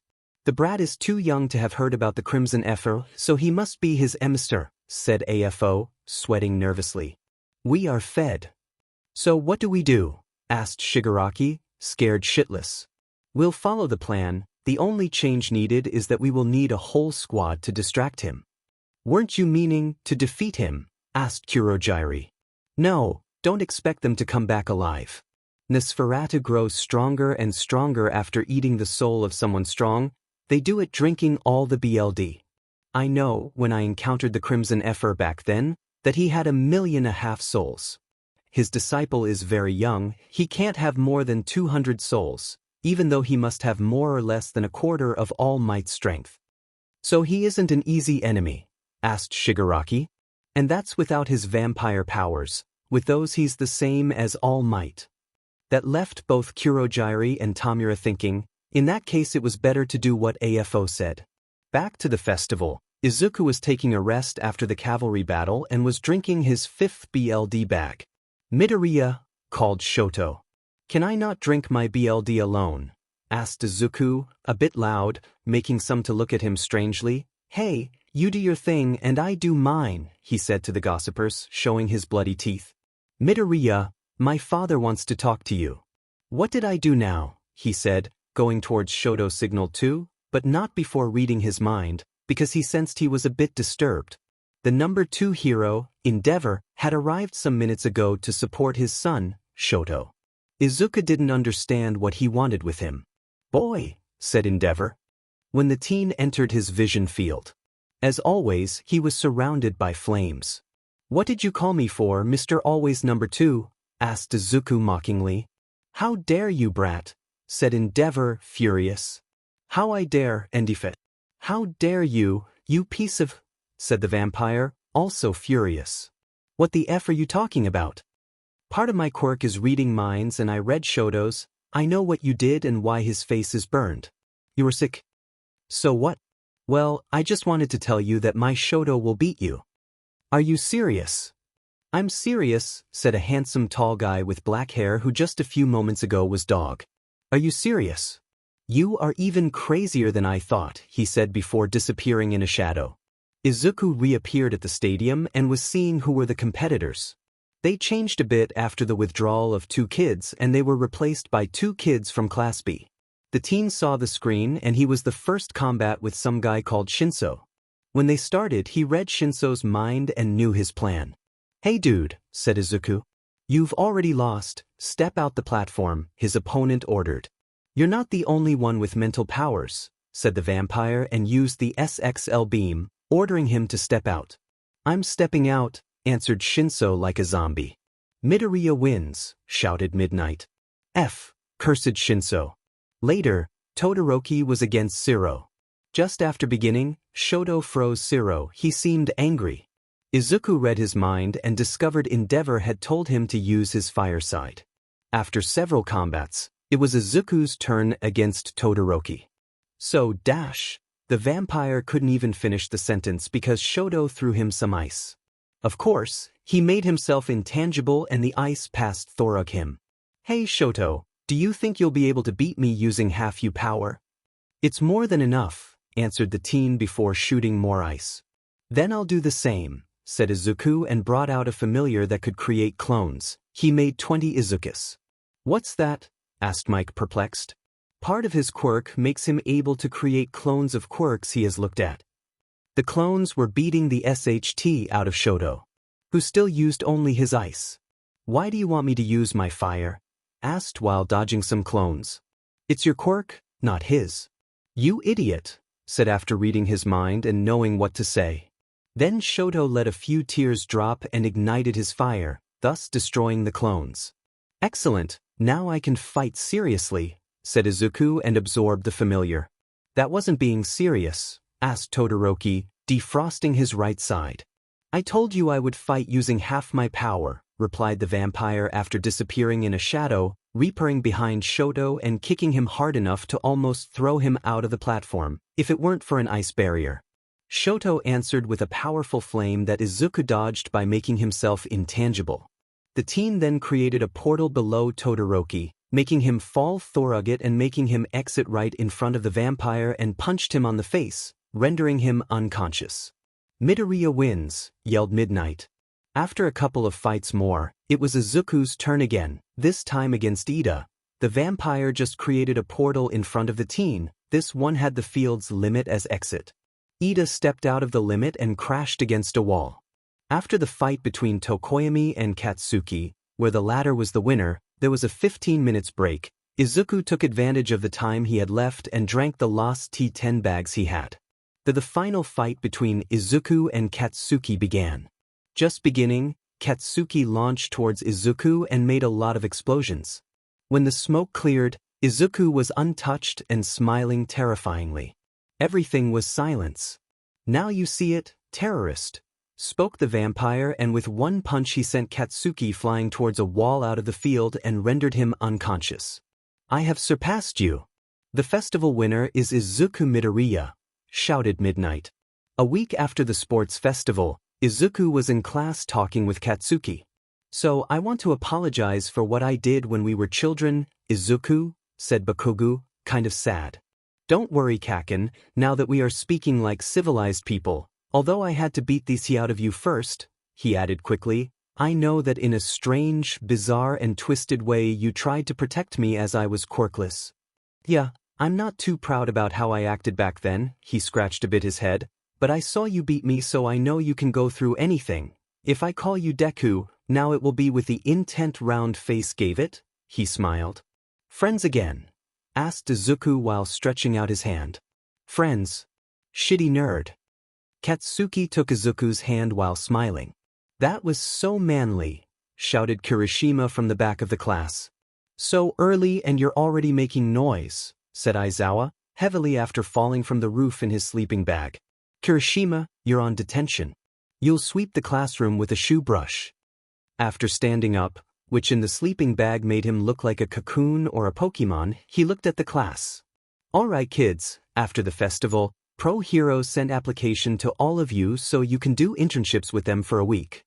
"What's the utility in this?" asked Ida, making his typical robot-like gestures. "You learn from the pro and they raise their popularity up while also they can maybe have future assistants. Everyone wins," answered the teacher and then drank juice from a bag. If there are no more questions, let's begin. After those words, some workers entered and brought with them several boxes of different size which were given to each student. Thanks, said Aizawa when the workers finished and then looked at the students. As you can see, each one of you have a box with applications inside. They're of different sizes because you got different numbers of applications sent to you. For example, the ones who got more applications are Todoroki, with over 3,000, Bakugo, with about 2,800, Yaoyorozu, with about 2,400, and Midoriya, with about 1,600. Wait, sensei, said Mina, how is it Midori has less than them? He won the festival. No offense, guys, she added. Several of them whispered after the comment. She had the reason. If Midoriya won, why he had less application than some of them? Some heroes thought his methods were too brutal, even more than Bakugo. Mama Caterpillar. Don't call me that. What do you want? If I told you I held up, what would you say? Seeing what you did at the J attack, I believe you. Speaking of which, what happened with that thing designed to kill All Might? It was taken for studies. They should destroy it. That thing has no soul, it's like a computer, it only receives orders. I'll let them know. Well, open up your boxes and decide which hero you want to do your internships, said Aizawa before falling asleep. The students were very excited and started to read their applications. Izuku, however, was the happiest of all. Before being a vampire, he never thought he could even be in you. After some minutes, several had found an application. Bakugo chose Best Genist. Todoroki chose his father. Even though he hated him, he recognized he could teach him. Mineta, for obvious reasons, he chose 𝗚𝗚𝗚, and so it went. Izuku was choosing between Ectoplasm and Vlad King when he saw a unique application. Cool, I haven't seen Uncle Hellboy in a while. The day they started the internships, Izuku just teleported to the address the paper said. When he arrived, he had to duck quickly to dodge a bullet with holy water. Good, you have improved, kid, said voice from the shadows. Uncle Hellboy, you have shot me so many times you are now predictable, the vampire smiled, showing his fangs. The red-skinned being, with a beard, a hand that looked like it was made of stone, horns that appeared to have been cut that was almost 2 meters high, who also wore a light brown raincoat, known as the demonic hero, Hellboy, holstered his still smoking revolver. Good job at the festival, by the way. Thanks, how has things been around here? Asked Izuku. Everything normal, Liz still tells me to wash the dishes and Abe still helps me when I'm patrolling and hunting monsters. But more importantly, why have you come here? I saw your application and I decided to do the internship with you. Very well, kid, tell me, what has Alucard taught you? He asked while taking out a cigar and then lightened it. Well, I can now regenerate totally, transform into animals and teleport in shadows. I only can't control my regeneration when the damage isn't severe. I want to scare people, making them think I lost a limb or something. He smiled a bit like Aizawa. Hellboy looked at him, pleased because he had improved a lot in almost no time. He then exhaled smoke. Alright kid, for your regeneration thingy you have to do the same as you do when the damage is grave. Think about not healing, just a lot faster. I could shoot at you some blessed bullets for practice. Okay, that way I also improve my pain resistance. And thus, during the whole week, at morning, Hellboy shot him in the leg or arm, and at night they cast villains. Last internship night they decided to go to Hosu for 2 reasons. 1, stop Ida from doing anything crazy, and 2, try to catch Stain, the hero killer. Izuku had read all his classmates' minds during and after choosing the application to know their reasons. Everyone had chosen with good or obvious reasons, except Tenya. He planned to get revenge on Stain for having ruined his brother's career, the hero Ingenium. Once they were on the train, on their way to Hosu, Hellboy and the vampire were talking quietly when a pro landed in the wagon. Everyone was with wide eyes due to the surprise. Hey, started Hellboy, are yo dash. He was interrupted by the roar of a being similar to the Nomu. It had entered through the same hole the hero had. You really are ugly, he said when he saw it.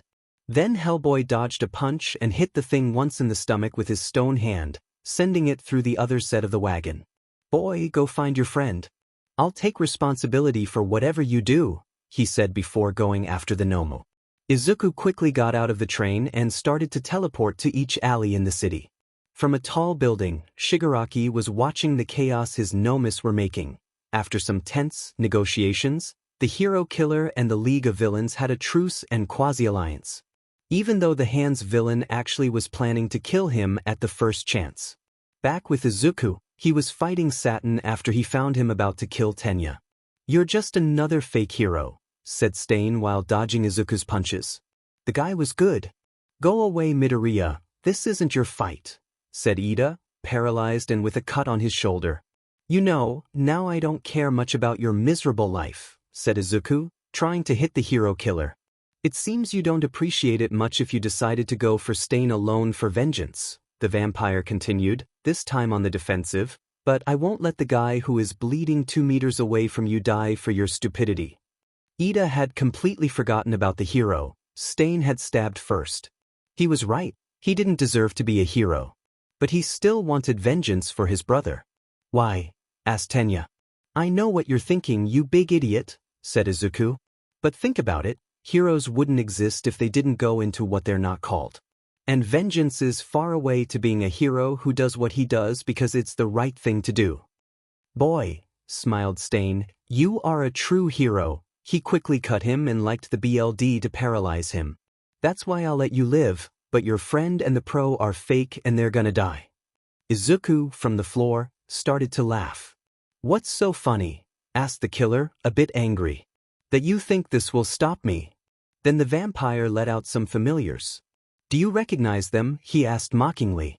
"They are the villains that disappeared last year," said 𝗏𝗏, shocked. "Who are you?" he continued while dodging the familiars. "I'm." He used shadows to transport his voice to 𝗏𝗏's ear, 𝗏𝗧𝗏𝗧𝗏𝗏. Quickly his familiars beat 𝗏𝗏, who no matter how much BLD he liked, his quirk only affected Izuku, who shared BLD with his familiars. While this happened, the vampire used some kind of tentacles made of shadows to bring out his phone and tell Hellboy where they were. After a few minutes, 𝗏𝗏 was unconscious and the students could move again, so Izuku put the pro, who happened to be native, and 𝗏𝗏 in stretchers made of shadows, and along with Tenya they walked out of the alley. Later they met with Hellboy, Endeavor, Shoto and other pro-heroes. Hellboy was happy about what Izuku accomplished, while Iida was scolded by everyone there. Izuku had already transported Tenya and Native to a hospital when a flying 𝗏𝗏 caught him in its claws and started flying away. "Hey, overdeveloped chicken, let me go." Izuku was about to beat the 𝗧𝗟𝗘 out of it when 𝗏𝗏 jumped above the 𝗏𝗏 and paralyzed it after cutting it. After landing, the killer gave a short speech and was again unconscious, only this time he was still standing. After a short stay in the hospital, Izuku was called to the Hosu police station to clarify the facts. When he arrived, he was received by the police chief, who had the head as that of a dog and a human body. The vampire was sure that if Alucard ever saw him he would have a serious existential crisis. "Well, Mr. Midoriya, as you know, it's forbidden to use quirks without a hero's license," said the cop, sitting behind a desk. "Yep," answered Izuku, standing on his feet. "This is what we will do, we'll say it was Endeavor and Hellboy the ones who defeated 𝗏𝗏 and you just were passing by, woof. And if I want to take credit," he asked already knowing the answer. "You would be accused of using a quirk without permission, woof. Which would make a big stain on your registry." "Mr." He read the plaque with his name. "Tsuragami, I have no quirk, and that's why I want to take the credit I deserve." The cop was speechless. How was possible someone without a quirk could defeat someone like the hero killer? "You lie," said the man-dog, thinking it was false. "Those injuries couldn't have been made by someone without a quirk. Bring a doctor and I will show you it's true." Tsuragami immediately called for a quirk specialist and went to the Hosu hospital. The doctor took BLD samples, X-rays, a tomography, etc., to check if he actually didn't have a quirk. While waiting for the test results, Izuku went to visit Tenya. "Tenya," said the vampire after teleporting inside the room.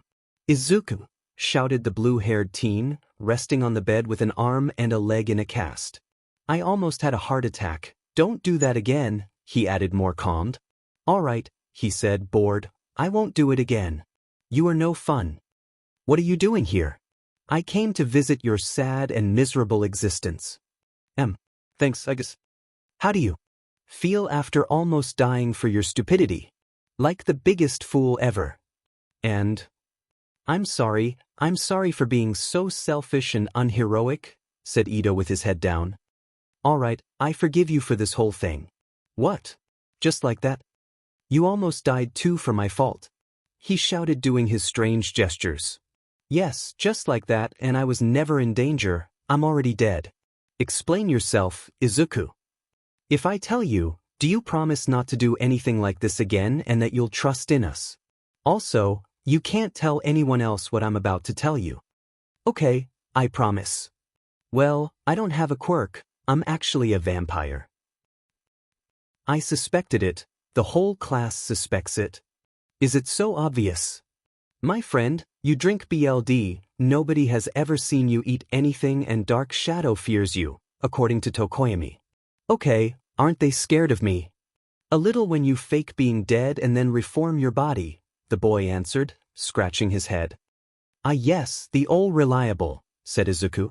Well, my results must be ready. He started to phase through the floor. I'll see you in class. Bye. Izuku arrived in shadows at the doctor's office. Did I miss something? He said suddenly, with his head out of the portal. Holy 𝐶, shouted Tsuragami when he saw him. Easy there, said Izuku, and finished going through the portal. According to the tests, I have no quirk, right?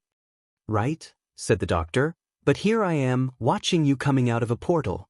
These tests are infallible. What are you? He asked with curiosity. Answer, Mr. Midoriya. I'm a vampire of a very special species, by the way. He made a pause. So, can I take the credit? He smiled.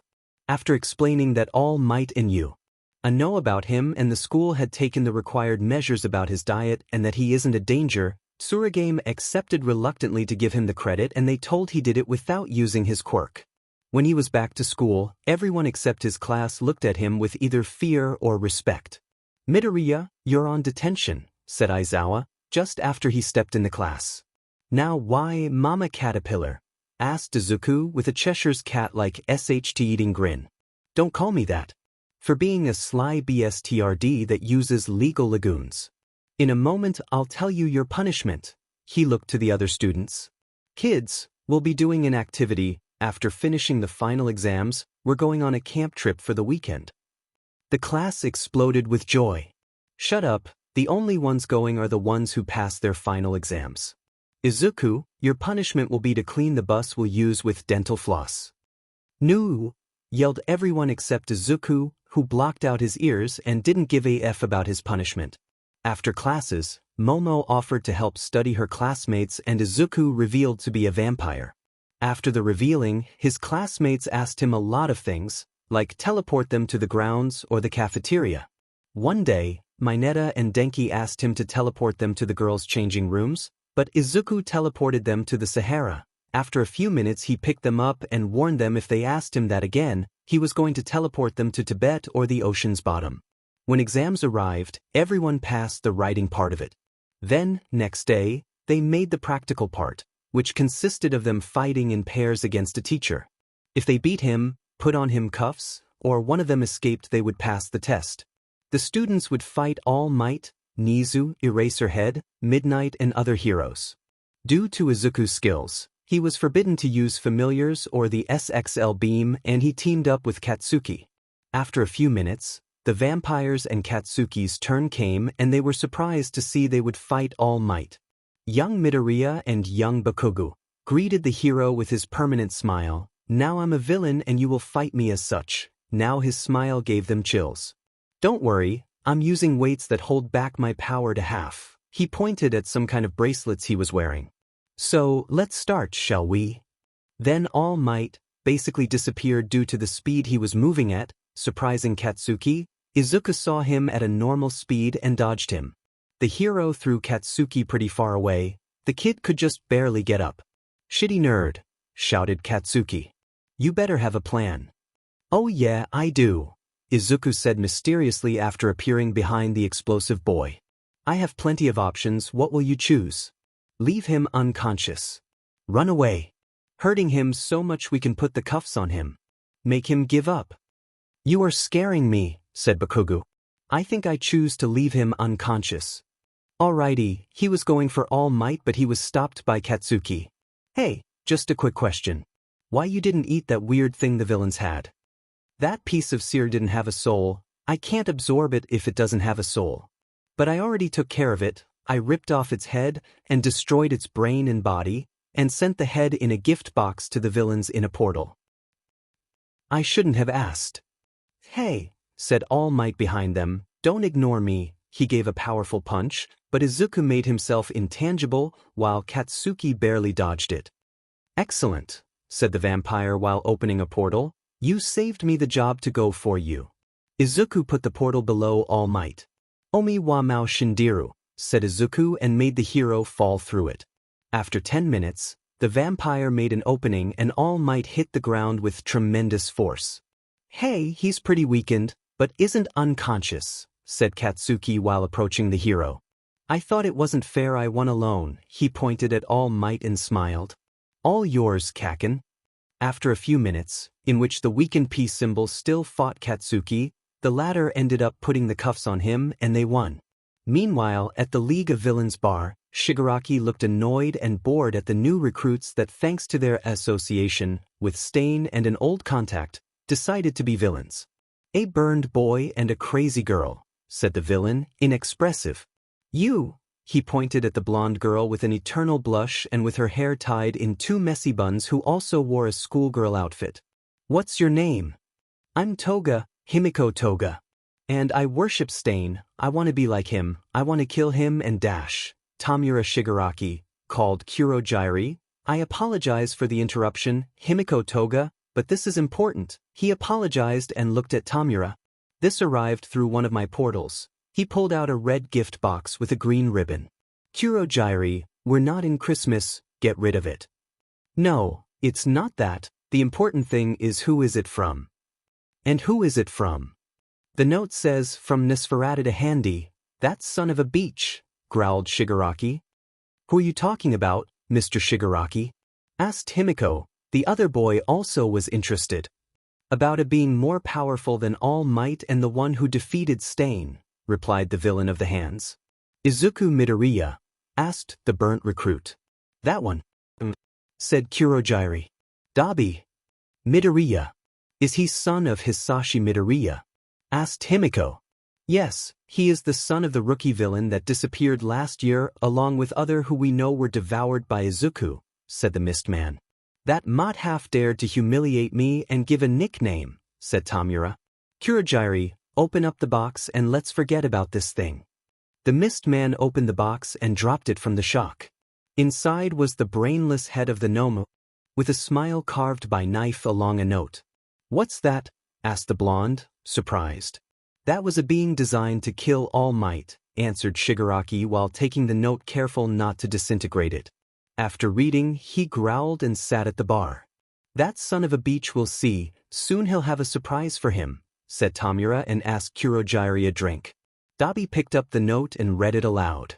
Dear Substitute Chief, if you keep Fing with us handy, I'll shove all your hands up your butt and then I'll push them until they go out your mouth. 𝐴. P.S. Alucard says 𝐴 to your boss. P.S. 2. Whoever reads this is a FG. After hearing the last sentence, 𝐒𝐮𝐴 cracked up laughing while Dabi angrily burned the note. That boy is interesting, said the blonde after calming down. Wish I met him. Some resting days after the hard final exams, Class 1A was finally going to the training camp. But first, they decided to go shopping to the mall. Izuku was bored so he decided to accompany them and maybe he would buy something. At the mall, they separated in small groups that would buy similar things or the stores were close by each other. The green-haired teen wanted to buy a whole weights kit of 500 kilos each on. He had something on his mind he wanted to test, so he went with Uraraka, who wanted to buy repellents and things like that, and the stores were close. He was walking with Ochako when suddenly a mob separated them and Izuku felt how someone touched his neck with 4 fingers. Uraraka didn't notice anything and kept walking. Hello, 𝐴, greeted the hooded guy with a cheerful voice. Hi, Handy, greeted back Izuku after reading the guy's mind. Did you already shove your hands up your butt? Because I don't see them, he commented after turning a bit and seeing him. Don't move, if I put a fifth finger, I'll disintegrate you, he warned serious. I'm immortal, it would hurt but I won't die for something as simple. I know you know what I am. Really? Said Shigaraki.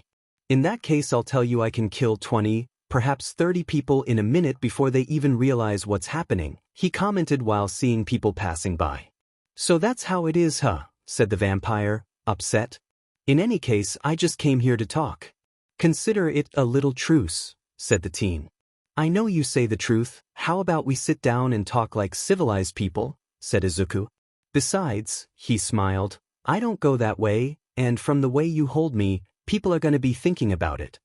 After thinking for a few seconds, the villain accepted and let Izuku go. They sat at a cafe and asked drinks. What I want to know is why Stain is more recognized than me, he sipped his that but just killed common heroes. We attack you, and tried to kill All Might. Tell me, he got near Izuku's face, what is the difference between us? You know, the vampire sipped his espresso mixed with BLD drops. For a time I thought of being a vigilante and an anti-hero. For a year, you were, added 𝗏𝗧𝗏, smiling. More or less, actually I was just feeding and making me stronger, but I never forgot my childhood and my dream of being a hero who saves everyone with a smile. I was inspired by by All Might, concluded the villain. Of course, that's the answer, everything is because of All Might, he said like he was having revelation. You know, you can be nice when you are not being an insufferable madhaf. He quickly drank his coffee. Thanks for everything Midoriya, but our truce is finished. Next time we see each other, he said while standing up, we'll be in a fight. Just in that moment, Uraraka arrived, who after noticing Izuku wasn't with her she looked for him. Don't worry Ochako, the situation is controlled.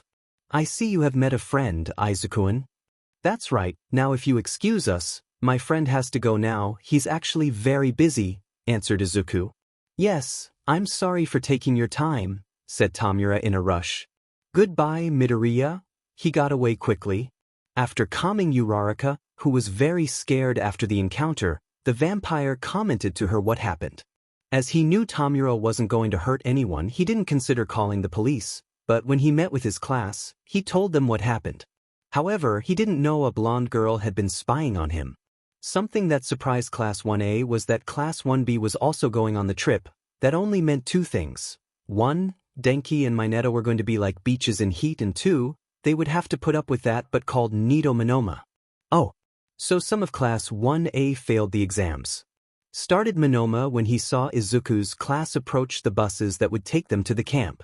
Aren't you supposed to be better than Class B? Said the blonde in an insufferable tone. Classes A and B had rivalry going on between them, most of it was just them being competitive, except for Monoma who, for some reason was jealous of Class A for being in the public eye so often, without taking in count the risk his classmates were put in those situations. Monoma was going to continue his monologue when two hands karate chopped him on the head.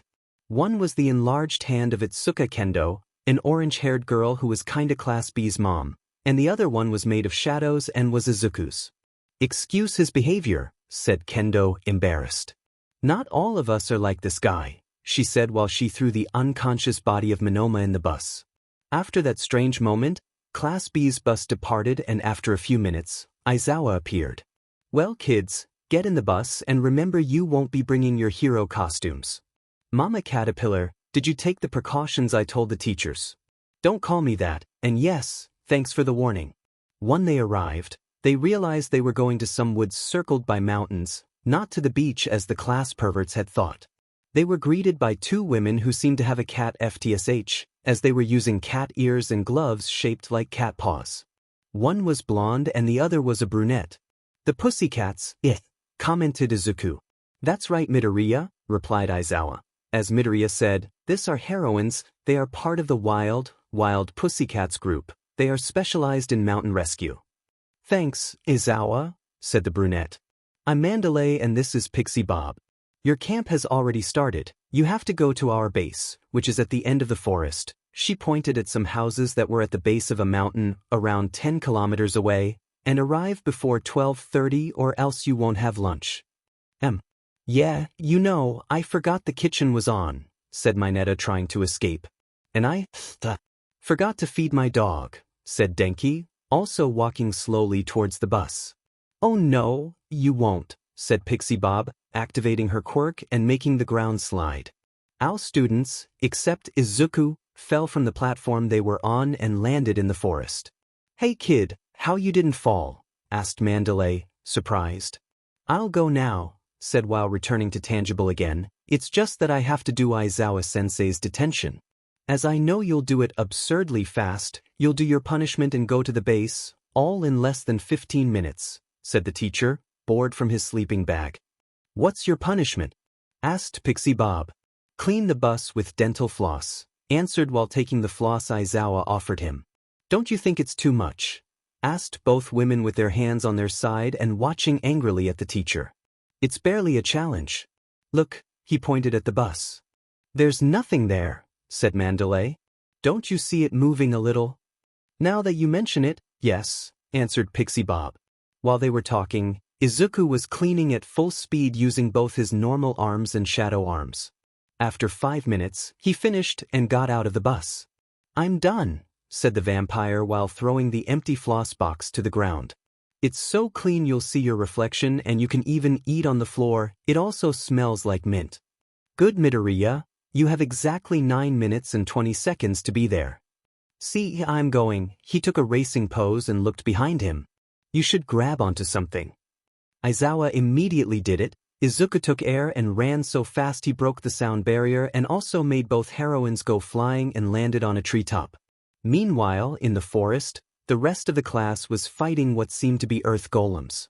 These were making it very difficult to cross the forest when suddenly something went through them and made a sonic boom. Bakugo could see something green and realized it was Izuku. When they finally arrived, around 5 hours later, they saw Izuku drinking a lot of BLD bags. Why are you drinking so much BLD? Asked Kyoka, breathing a little. I used too much energy and I need it to bring out my coffin from my pocket dimension so I can rest, he said while drinking another bag. I can bear sunlight, but I need to rest at night to recover my strength. You are a vampire, why do you rest at night? Asked Shoto. I don't hunt anymore, so I don't need to be up at night, but I need to rest from the sun damage. He now was preparing to open the pocket dimension and bring out his coffin. And if you don't sleep ever? Asked Mina, spread on the ground. You want me to be so thirsty that I would have to bleed half you. Just to be active and sane for just a day. He smiled terrifyingly while bringing out the coffin. Because I can do it. The pink girl would have stuttered had she not been so tired. Why don't you sleep on a normal bed? Asked Momo, not so tired. It doesn't give me real rest. You seriously think I'd rather go everywhere with a coffin and not sleeping anywhere? He looked at her with a brow raised. Then he lifted up the coffin and brought it to the boys' dorm. After leaving where he wanted, he got out of the room and saw a kid with a horned cap. Whose brat is this? He asked the pussycats, loudly. First, he's my nephew, Kota, said 𝐻𝐿𝐿, who still had some branches on her hair. Second, I'll get my revenge, she continued, a bit angry. Hi, Kota, I'm Izuku, he greeted and kneed to his level. I know you plan to hit me on the ball. I advise not to try it, he whispered. That surprised the kid a lot. It's part of my quirk, kid. Wow, a snob who wants to be a hero, answered Kota. Izuku noticed something was wrong with Kota, so he decided to ask 𝐻𝐿𝐿 later. He didn't want to read deeply in his mind, he could cause severe mental damage. Next day, the training started. The rest of the pussycats presented themselves, a bulky man and a green-haired woman called Tiger and Ragdoll, respectively. Next, Aizawa explained that the point of the camp was to strengthen their quirks. Izuku actually was going to help his classmates along with Tiger to improve strength-based quirks. Fight me with all you got, Midoriya, said Tiger. He wanted to first do a demonstration and see how strong the boy was. Don't do it, Midoriya. Go with 60%, said Aizawa. Are you underestimating me, Aizawa? Asked the hero. Not at all. Normally he doesn't use more than 10% of his power. Are you ready? Asked the teen, after regulating his power output. You'll see you don't underestimate me. Bring it on. Izuku appeared in front of Tiger and punched him so hard, he ended up glued to a tree face first. "Are you okay, Tiger?" asked 𝐴𝐵 when she was next to him. "I see a light," replied Dizzy. "He's fine," concluded the heroine. "Well, how are we gonna improve those quirks now?" She looked a bit angry at the vampire. "I'll do it," said Izuku. "If someone can do it, it's the shitty nerd," added Katsuki. "Stop calling him that," said Ida, with his usual gestures. "It's disrespectful." "It isn't my fault he's obsessed with quirks," he shouted. "The BSTRD even suggested me training regimes and are very effective," he added. "That's true, I'm not obsessed anymore with quirks, but I still can analyze them." And thus, Izuku helped his classmates to improve their quirks. At the end of the day, they were so tired they decided to go to the hot springs. These were divided for girls and boys with a pretty high wall. "I can't take it anymore," shouted Minoru. "The girls are naked on the other side." He started to drool. Mamapies, Ashido's hip, he quickly started to climb the wall using his quirk, Hagakure's boobly personality, Uraraka's legs, Ajui's rear. "It's the paradise," he shouted once he was almost at the top. "I'm he dash." He was interrupted by Kota, who was at the top. "Before being a hero, learn how to be a person," said the kid and threw the midget off the wall. "DMNU," yelled Mineta while falling. "Thank you, Kota," said the girls. The kid turned around and he was so surprised at seeing them he fell from the wall towards the boys. Izuku made shadow arms and caught him. However, the kid passed out of fear from the fall. After bringing him to Mandalay, Izuku decided to ask about his attitude. Pixie Bob arrived and told him it was because his parents were heroes who sacrificed themselves to save some civilians from a villain, and Kota took as if they chose their job over him. After the talk they all went out to greet Class B and they ate together, except Kota, who decided to eat alone in his hideout. Izuku went to the place, over some rocks at the base of the mountain, to bring him some curry. "You know," said Izuku after giving him the food, "I'm also an orphan. I saw my mother die in front of me." He sat on the ground next to the kid. "Why are you telling me this?" asked Kota, eating a little of the food. "Because you are being an idiot. Your parents didn't choose their job over you. They sacrificed themselves for a better world for everyone, especially you." "I'm going no." He stood up and went out to the exit. "Think about it." Once at the camp, he was told they were going to do a scare test among the classes. Everyone would participate, except those who failed the final exam because they would be doing extra classes with Aizawa and Vlad King. First Class B would be scaring Class A. A few minutes after entering the forest, some black smoke, fire and explosions could be seen. Izuku had warned all about the League probably going to be there. He hoped they prepared. The vampire entered the forest to try and help his classmates and search for Kota. On the other hand, things were not going smoothly on the Vanguard Squad's side. Their job was to go to the forest, kidnap Katsuki Bakugo and return to the base. It seemed easy, but they didn't expect pro-heroes to be there hiding. Besides Eraserhead, Vlad King and the Pussycats, there was also Sniper, Ectoplasm, Midnight, Cementos and Power Loader. The team was at a disadvantage, so they decided not to play and act as fast as possible. However, they had to retreat lots of times. "Retreat!" shouted Toga, while running away from the heroes. "Scatter!" Himiko decided to go to the mountains, where she knew Muscular was. That brainless muscle would help her get out of there. She didn't expect to see him being brutally beaten up. "Go Izuku!" Animated Kota, beat the CRP out of him. The vampire punched really hard the meatball. The blonde girl was surprised and a bit scared. She already knew what he was, so she hid on a branch. "You should be honored. It is not common for a mortal to fight me to this extent," said Izuku after kneeing him on the face. "Who are you?" The villain spitted BLD. "I'm 𝗚ＳOཻRATU," said the teen before ripping a leg from him. "A real Fing vampire." "Please, have mercy," shouted Muscular. "Normally I would, but I won't have mercy with someone like you." Then Izuku bit his neck and drained him of BLD, absorbing his soul. "Izuku, what did you do?" asked Kota, a bit scared. "I ate him," replied the vampire, making Himiko blush and Kota gulp. "Now I have his soul and he's my SLV.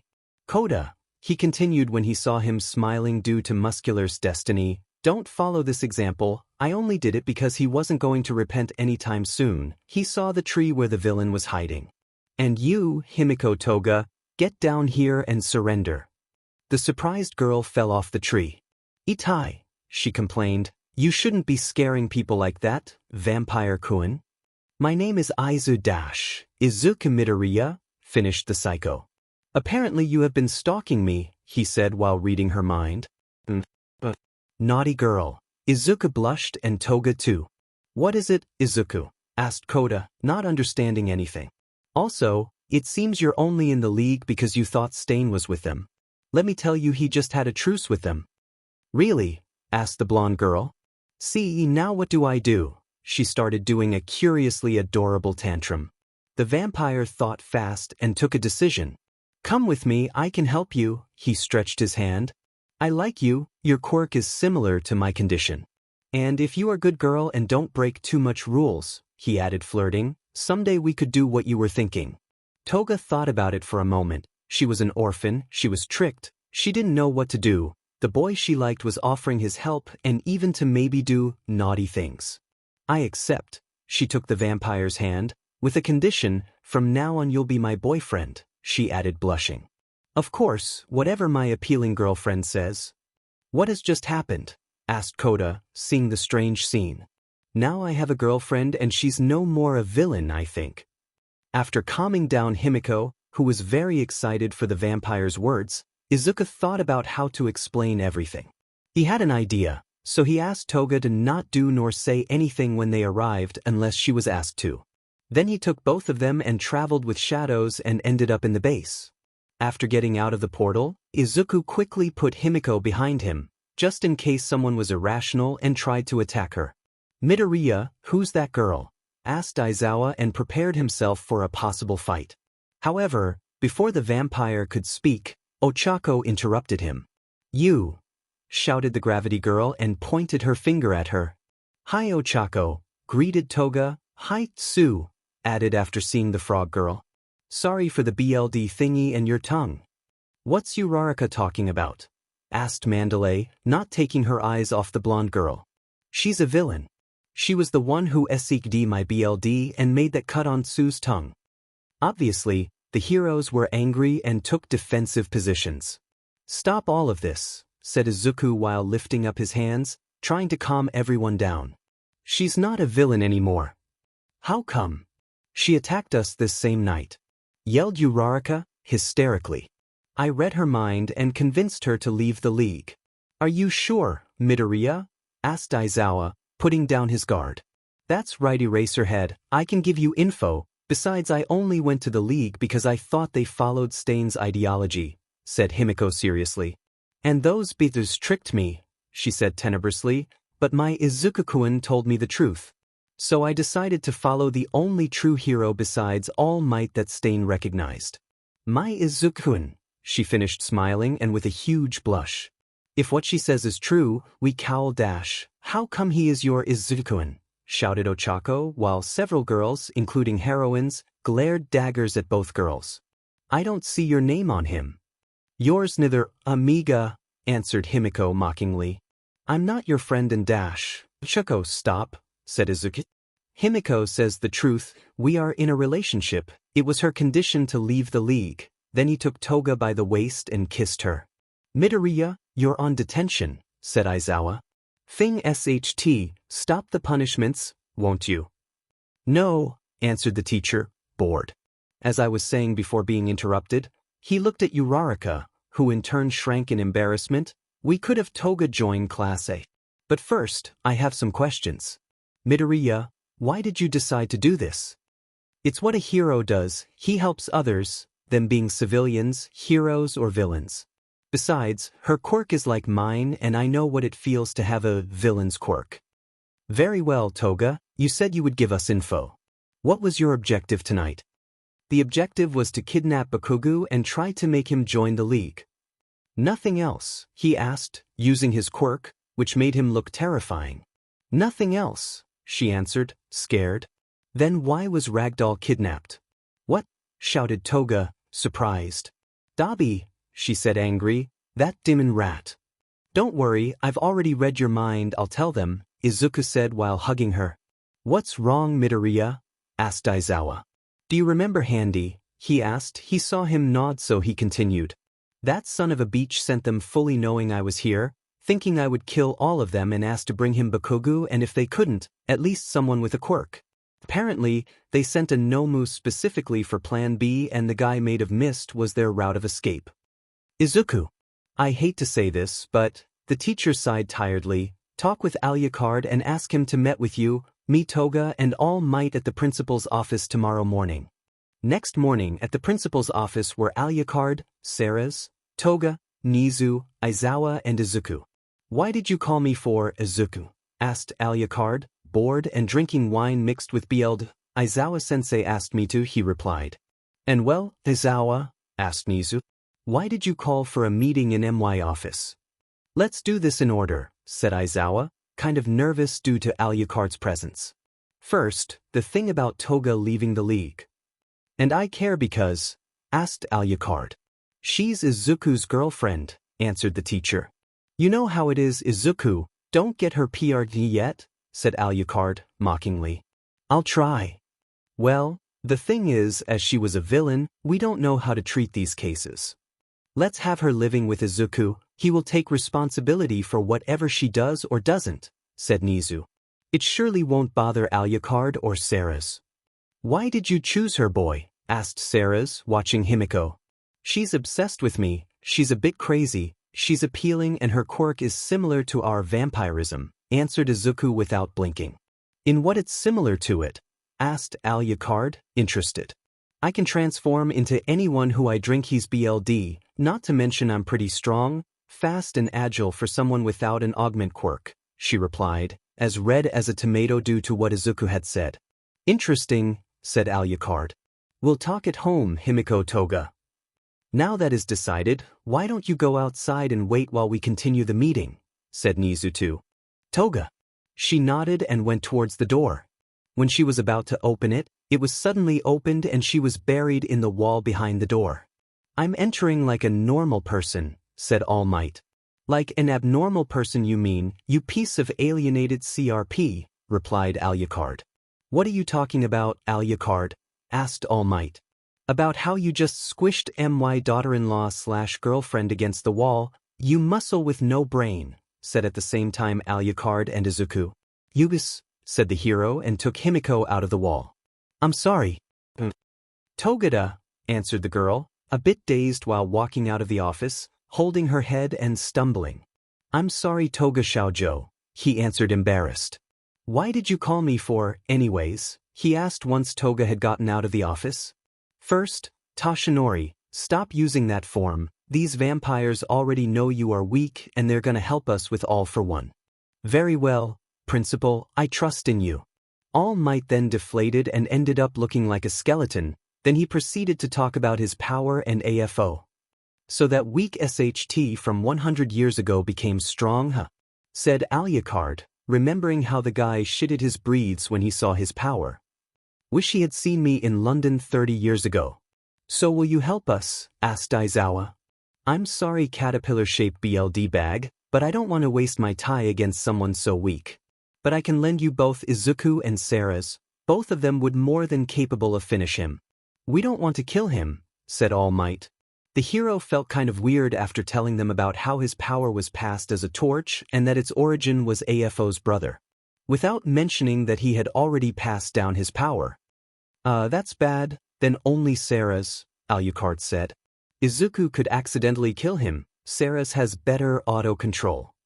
Well, it's decided, Toga will be cared and rehabilitated by Izuku, while 𝐬𝗓𝗓 will help All Might and other heroes to rescue Ragdoll and stop AFO, concluded Nizu. After the meeting, Izuku went back home along with Toga. Izuku called Himiko, when she woke up resting on a bed with a bandage around her head. Yes, Himiko. Izuku appeared from the shadows. How are you feeling? Like a train has passed over me. For how long was I sleeping? Yes, it's normal after being hit against a wall by All Might, the vampire laughed. And it has been around 5 hours since we arrived. It's not funny, not all of us are super resistant like you lot, she replied pouting. Well, what if we watch TV? Asked Izuku. Okay, hope there aren't any soap operas. Izuku took the remote and turned on the 70-foot TV in front of Himiko's bed and his coffin. The first thing they saw was the live transmission of the attack from the heroes to the League space. In that moment 𝐬𝗓𝗧 was fighting against 𝗧𝗑𝐵 and 𝗀𝐻𝗧𝗘, while All Might was fighting Shigaraki and AFO. Wow, 𝐬𝗓𝗧 is going to be through some tough. Why Izuku? Because we vampires, no matter our age, are weak against fire. We can develop some resistance to it, but if it's too powerful it can hurt us. What about All Might? He just has to KO Tamura and beat the tea out of AFO. Then they saw how 𝐬𝗓𝗧 managed to defeat 𝗧𝗑𝗵. She was pretty injured. AFO ordered 𝗀𝗻𝗧𝗘 to take Shigaraki away while the vampire was too tired to control the shadows. The Mist Man did it and also took with him 𝗧𝗑𝗵 and twice. All Might continued fighting and lost his transformation. AFO proceeded to mock him and brutally attack him, when suddenly All Might stopped him and used the last of his power to scream, "United States of Smash." The hit was incredibly powerful and managed to knock out the villain. Everything was silence, then he pointed at the cameras. "You're next," he said. After the battle and the discovery of All Might's true form, the world knew his era had ended. At those moments, All Might was in a meeting with the other teacher of UA and the principal. The latter was telling them about the changes that were going to happen. "Let's see if I understood correctly," said Midnight. "There are gonna be dorms for students and teachers to prevent future incidents from happening." "Basically," answered Nizu. "How are we gonna convince the parents?" asked Aizawa. "Not to mention Toga's case. Obviously the best would be for tutors to go house to house convincing the parents." "Caterpillar," said 𝐴𝐿𝐼𝐴𝐶𝐻 with his always terrifying presence. "Excellent idea, 𝐴𝐿𝐼𝐴𝐶𝐻," said Nizu drinking a cup of tea. "And about Toga," he spit a bit of his tea. "Seeing students aren't going to trust in her, I suggest her to share bedroom with Midoriya," said Aizawa. "I think the same," supported 𝐬𝗓𝗧. Wait, a girl and a boy sharing a bedroom," said 𝐶𝗫𝗏𝗧. "I think it's a bad idea." "I think it's an excellent idea," said Midnight with lust in her eyes. "I already told Izuku to not get her PR'd yet," said 𝐴𝐿𝐼𝐴𝐶𝐻. "I suspect it will be enough," he continued, making his eyes glow. "Speaking of permissions, I give my permission for Izuku to live here." "But All Might Shota," he looked at both heroes, "I want you to visit me anyways and try to convince me." Both pros got goosebumps and sweated cold. Visiting 𝐴𝐿𝐼𝐴𝐶𝐻 in his place was something no sane living being would want to do. "It's decided, teachers. Visit your students and convince the fathers to give permission for this," finished Nizu. "With 𝐶𝗫𝗏𝗧's help we will build the dorms. Go." At 𝐴𝐿𝐼𝐴𝐶𝐻's house, Izuku watched with Himiko, on the bed, the news about the attack to the League. Apparently, they had found Ragdoll unconscious, and when she had woken up, she had lost her quirk. "Poor Ragdoll," said Izuku, then he turned and looked at his girlfriend. "Himiko, do you know how they could have done it?" "As far as they told me, there is no drag capable of this," she said, thinking with a finger in her mouth. "I suspect it was the guy who fought All Might. I have never seen him in person, just through a screen, and he talked with Shigaraki and 𝗀𝗻𝗧𝗘. Interesting." Izuku already knew, but decided to verify, just in case. Also he read her mind while she slept. Well, Toga said the truth and she knew nothing. Meanwhile, All Might and Eraserhead were going from house to house speaking with the parents of Class 1A. Now it was turn to visit the Bakuga household. "How do you think young Bakuga's parents are gonna be?" asked All Might to Aizawa. "At least one of the parents must be like their kid," he said, bored and not in the least excited to meet the procreators of that boy. At the same moment, at 𝐿𝐼𝐴𝐶𝐻's house, the ancestral vampire was drinking BLD Nizu sent him and thinking how to train his students at UA in the most effective but torturous way possible, and also how to F with pro that would visit them. Once finished the visit to Katsuki, Toshinori and Shota were nervous knowing they now had to visit 𝐿𝐼𝐴𝐶𝐻. Both of them liked Izuku and 𝐬𝗓𝗧, but 𝐿𝐼𝐴𝐶𝐻 was terrifying and they didn't know Toga that well. So when they arrived at the gloomy abandoned house, they were playing rock, paper and scissors to see who would the brave one to know on the door. Unfortunately, Aizawa lost. After gulping hard and glaring at All Might, The caterpillar got near the door and knocked 3 times. "Hi Mama Caterpillar, hi All Might," greeted Izuku after opening the door, with a smiling Himiko next to him. "Izuku, I have already told you not to call that," the teacher replied, upset. "Young Midoriya, is 𝐴𝐿𝐼card home now?" asked All Might, peering a bit and trying to see if the vampire was there or not. "Yes, he is waiting for us at the hall," answered Toga, opening the door more. "Please, come in." "Thank young Toga, and sorry again for that hit," said Toshinori while entering along with Aizawa. "Don't worry," said Toga, showing her fangs. "I don't mean to be rude," said Aizawa, "but have you converted her?" "No yet," answered Izuku, guiding them to 𝐴𝐿𝐼card. "It's part of her quirk." "I understand," said Aizawa. After a couple of minutes, they arrived at the hall, where 𝐴𝐿𝐼card and Sarah's were sitting, waiting for them. The hall had a goth and Victorian style, lighted by candles light so the pro can see in the darkness of the room. Toga had night vision, although not as developed as the vampires, though she could still see with no problem. "You arrived," greeted 𝐴𝐿𝐼card, All Might and Aizawa. "Good morning, 𝐴𝐿𝐼card and Sarah's," greeted both heroes at the same time. "Hi," greeted Sarah's, smiling. "Well, on to the matter. You already gave Izuku and Toga permission to go to you, said Aizawa. "But, for some reason you asked both of us to come here." "I only gave my permission because I know Izuku is strong enough to protect himself and Himiko from almost everything. I want to know how would you convince me if Izuku wasn't a vampire," said the vampire, interlacing his fingers above the table. "In that case, I will tell you that being at you, they'll be under the protection of a great security system and alarms that would alert heroes in case of a breach," said Toshinori. "Which heroes?" asked 𝐴𝐿𝐼card, sarcastically. "After all, we don't have the great All Might anymore." "Midnight, 𝐒𝐮𝐬𝐴, 13, me, Present Mike, Vlad King and the principal himself," answered Aizawa.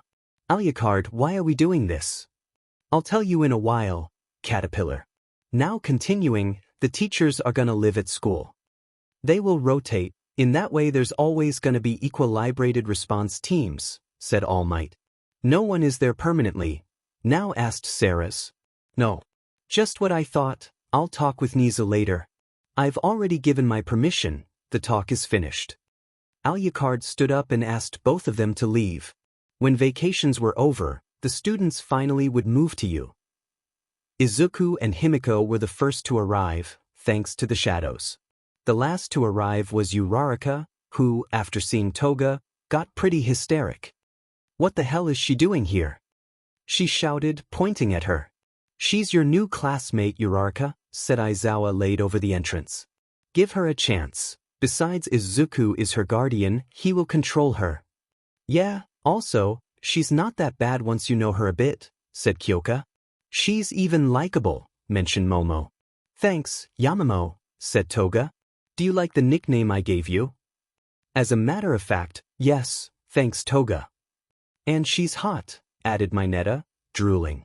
Everyone froze and looked sideways at Izuku. "You perverted midget, do you remember what I said about ripping off your ball?"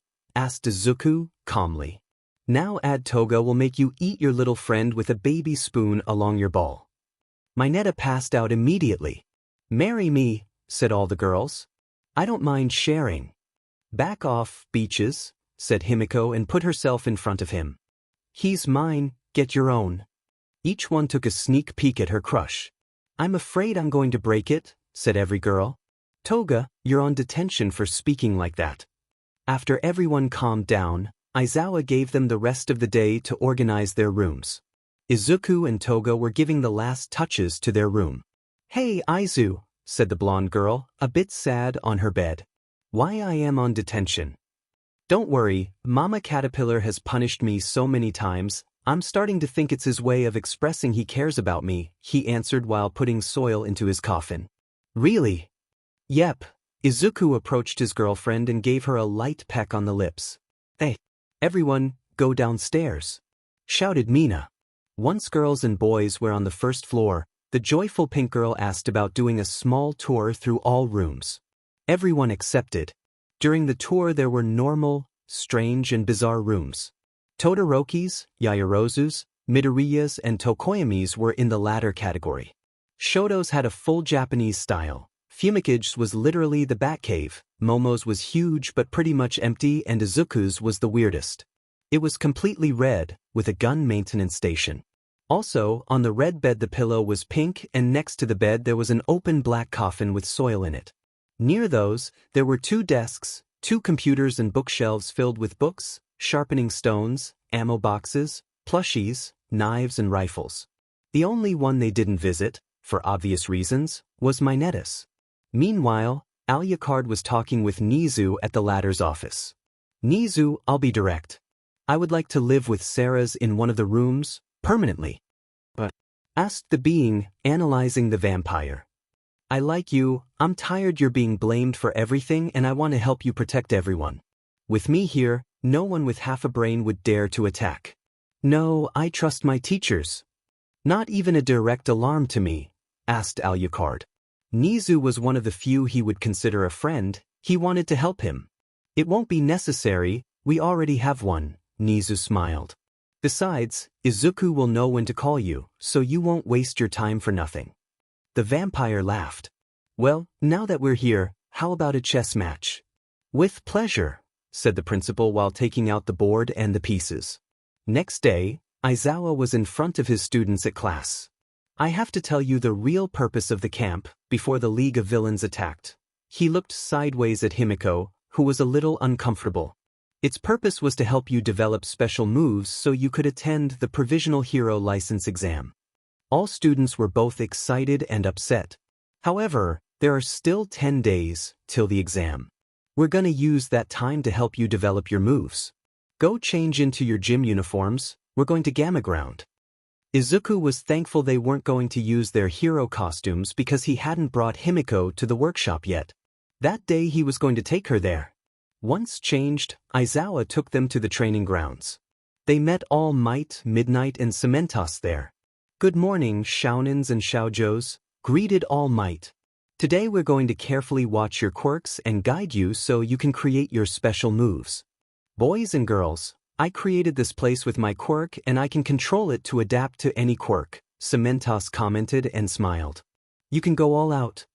When the students heard that, they were thankful they didn't have to hold back. Alright, 𝐶𝐿𝐼𝐼𝐼 will guide each of you to your own space. Midnight, please go around helping the students, said Aizawa and then looked at Izuku. Midoriya, come with me please. Himiko looked worried at Izuku and took his hand. He gave her a smile and told her to not worry. Yes, Mama Caterpillar, asked the boy once the teacher had taken him a bit far from the rest. Izuku, you are really strong. I doubt you would need special moves. I'm not telling you not to try, but we need your observation skills to help your classmates. Very well, Sensei. But was it really necessary to go far from the others? I also wanted to ask you about Toga. Do you think she will be able to adapt? Oh yes, I suspect she could have her own room next year, and if not, there's always the SXL beam. He smiled at the last part. Okay, 2 more things.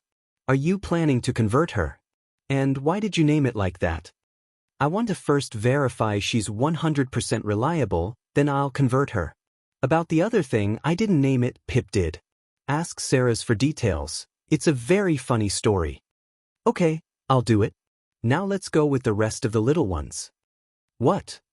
Let's go with the other students, said the teacher while walking towards the grounds. Once they arrived, he quickly went towards Himiko. Izuku-kun, she called. What took you so long? She pouted. Mama Caterpillar wanted to tell me that I will be helping everyone develop their special moves. Tell me, Himiko, have you ever tried to use someone's quirk while transformed? Yes, but I couldn't. How many times? A lot. Then the boy's face lit up. I know. Himiko, I'll be back. I'm going to help the others, in the meantime do some exercise. Okay, Izuku-kun. Izuku then quickly went towards Aizawa and, after briefly explaining his idea, they teleported to the nurse's office and asked the nurse, recovery girl, a lot of syringes. The vampire stored them in his pocket dimension and along with Aizawa, returned to the training grounds. The team then went again towards Himiko and gave her some of his BLD to drink. Himiko, don't transform yet. Absorb my BLD, I'll be back in a while and I'll test my idea. Izuku then went to each classmate and gave them ideas for new attacks or defenses and ways to improve their costumes. Also, he asked each one some BLD to test an idea. Albeit some reluctantly, everyone finally accepted and Izuku marked each syringe. When he returned to Himiko's side, he gave her a bit of BLD from a random syringe. This time it was Shoto's. The vampire called the boy and asked him to explain Himiko how to use his quirk. Well, Himiko, now transform into Todoroki and try to use his quirk. Toga transformed, and when she tried to use the quirk, she was able to create a bit of ice and fire. This surprised everyone. They had decided to see why Izuku had called the boy. Izuku also noticed that when she used Shoto's quirk, her eyes turned red like a 𝗧𝗓𝗧𝗟𝗘. It worked. Besides, it means 𝐿𝐼𝐼𝐼𝐼 was right. The vampire remembered how 𝐿𝐼𝐼𝐼𝐼 had theorized Himiko was Mina Harker's descendant. That meant she had a bit of vampire BLD, and that's what made her quirk work with BLD. Hey! A scream awoke him from his thoughts. What? Replied Himiko. You said you couldn't use the quirk of whoever you transformed into. Shouted Uraraka. Great. And it's true, Izuku stepped in between, before a fight started. I gave her a little push. Just as I did with all of you. He looked at everyone, making those who still thought of Toga as villain feel uncomfortable.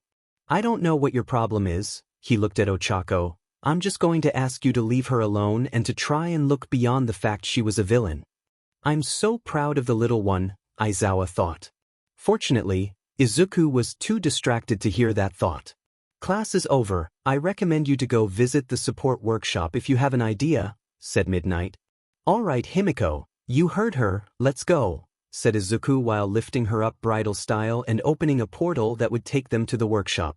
Once there, they were welcomed by an explosion that blew the door and a pink-haired girl came out of it flying. Izuku quickly let Himiko on the ground and caught the girl before she ended up like stain on the wall.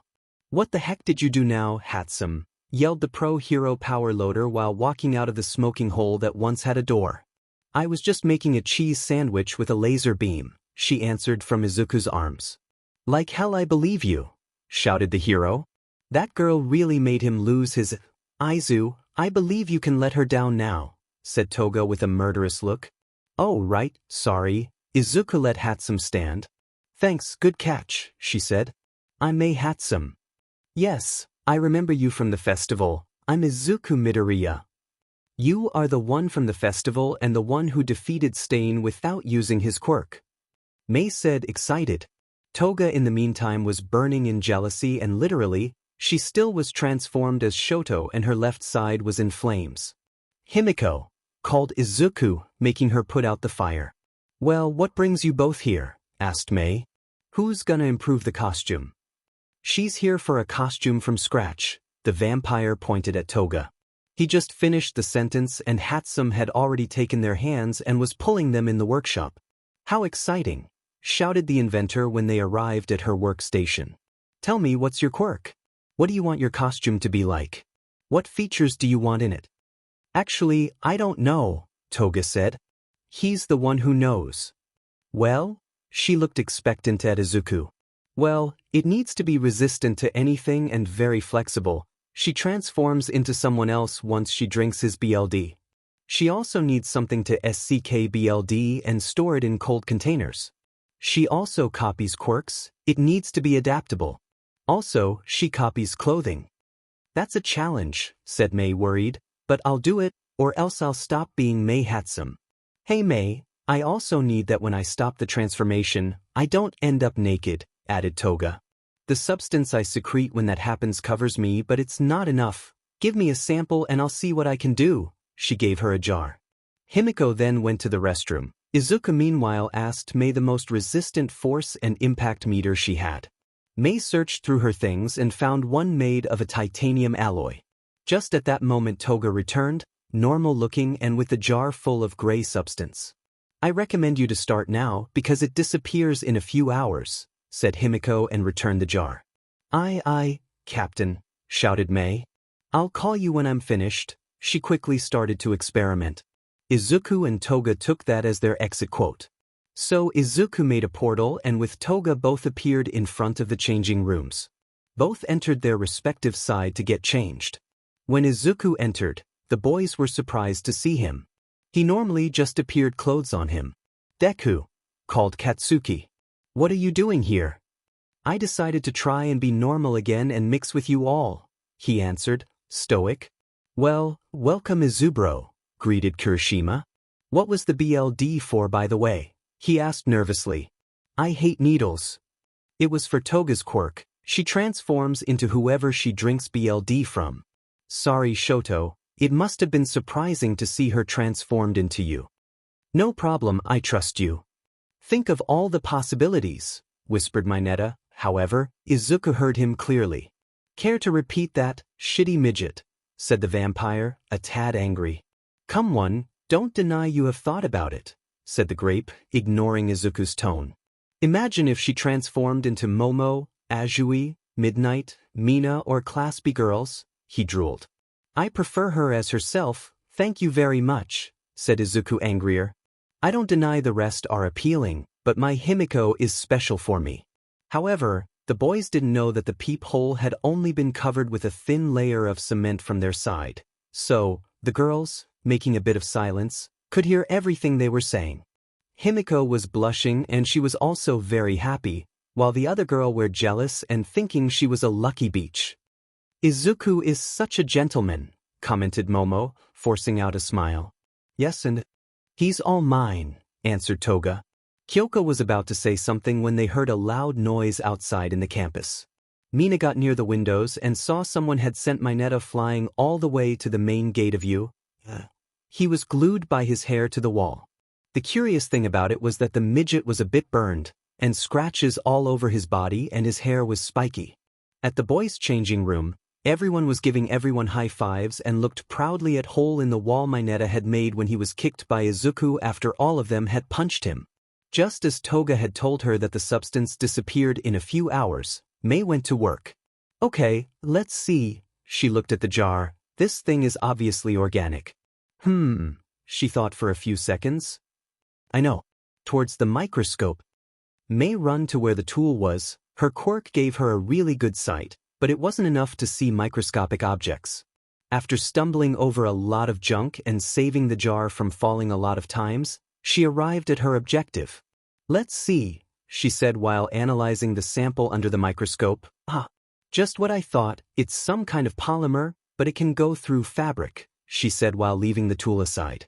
That means her clothes will need to be made of some kind of polyester so this thing can go through it without also taking the costume off. Now the question is, of which percentage must be plastic and cotton? She stroked her chin. 𝐻𝐿sing then went towards the fabric samples that was at the other side of workshop. For some reason Power Loader had put that far away from her workstation. Let's see what we have here, she said while looking at the different fabrics. Obviously it must be resistant, flexible but with cotton in it so that thing can go out. We don't want the costume inflating like a balloon. Mei then took out a sample of polyester at 50/zoom, she said, activating her quirk to see how the substance went through the fibers. It goes through it very fast. Let's what happens with 60% being plastic. No, wait, what I'm doing. She also said she could copy clothing. I'm better modifying that new fabric. I'm running out of time. She looked at the jar and it was 3/4 full. The new fabric was an idea Power Loader had with Best Jeanist. It simply was a replica of the fabric he created. Even if it seemed just like jean cotton, it was actually really strong. Mei took a sample and saw how the substance went through it very quickly. Excellent, now I just have to improve it. She quickly went to a loom they had in the workshop, but this loom also allowed to modify fabrics by replacing some fibers with those of other materials. She decided to replace some with Kevlar, graphene and the same fabric 𝗚𝐿sing used, while also making it resistant to heat and cold. Now let's experiment again with this weird thingy, she said, dropping a bit of the substance on the fabric. The speed at which the substance went through the fabric was slower but still fast enough. Alright, it's done, she shouted, taking note of the changes she made and putting the note next to the new fabric. Now she had to make the BLD skiing machine and think how to store it and keep it cold. Mei then thought about a box with extensible syringes. But she quickly discarded it and decided to use several cans for the waist with buttons and a tube for the mouth, thus allowing to change BLD with 1 or 2 buttons. But if she uses BLD, that means she fights up close. She needs weapons, a knife and a baton should be enough. So she decided to have each can have a retractile tube along with a needle. Everything would be in a belt.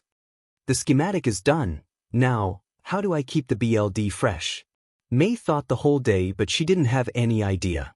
Next morning, after a crazy dream about a watermelon playing a violin, May got an answer. A piezoelectric to convert vibrations from moving or sound into energy to feed a silent bomb with cooler which would touch each can. It's a possible solution, but, she bit her thumb, I have to call her, to see if what I'm doing works or not. Also I need her measures to make the costume. And thus, May was looking for Toga or Izuku in the cafeteria, a strange place where students nurtured and socialized. 𝐻𝐿sing was about to leave and search another place, when suddenly, the whole class 1A got out of a portal on the floor. I never get tired of this, commented Mina, while making it to the line. Of course, it's really dark and I think there's something there that wants to posses us. But is an excellent travel method, she finished with a smile. You're very manly, 𝐒𝐮𝐵ro, for always using such an unusual and scary travel method. Thanks for the lift, Deku. Izuku laughed a little. No problem, guys. Then Izuku stopped. Himiko, 𝐻𝐿sing is looking for you. She's around that table, he pointed with his finger. I'm going Izu, she pouted a little. But I'll be back, she imitated Terminator and then went laughing towards the pink-haired girl. I love that girl, commented Izuku, making all girls from his class, including some others who listened, feel depressed. Once Toga met with the inventor, she asked for her measures and to later go to the workshop. Himiko took a piece of paper and, thinking in other things, she wrote. Then she gave it to 𝐻𝐿sing, asking her not to think about it until she made it to the workshop. And people call me crazy, said May when she arrived at the workshop. 𝐻𝐿sing went back to work and made the costume prototype with the measures, also made the belt with the same material with the steel cans and the graphene cooling system. When Himiko arrived, she caught May, who went out the door flying.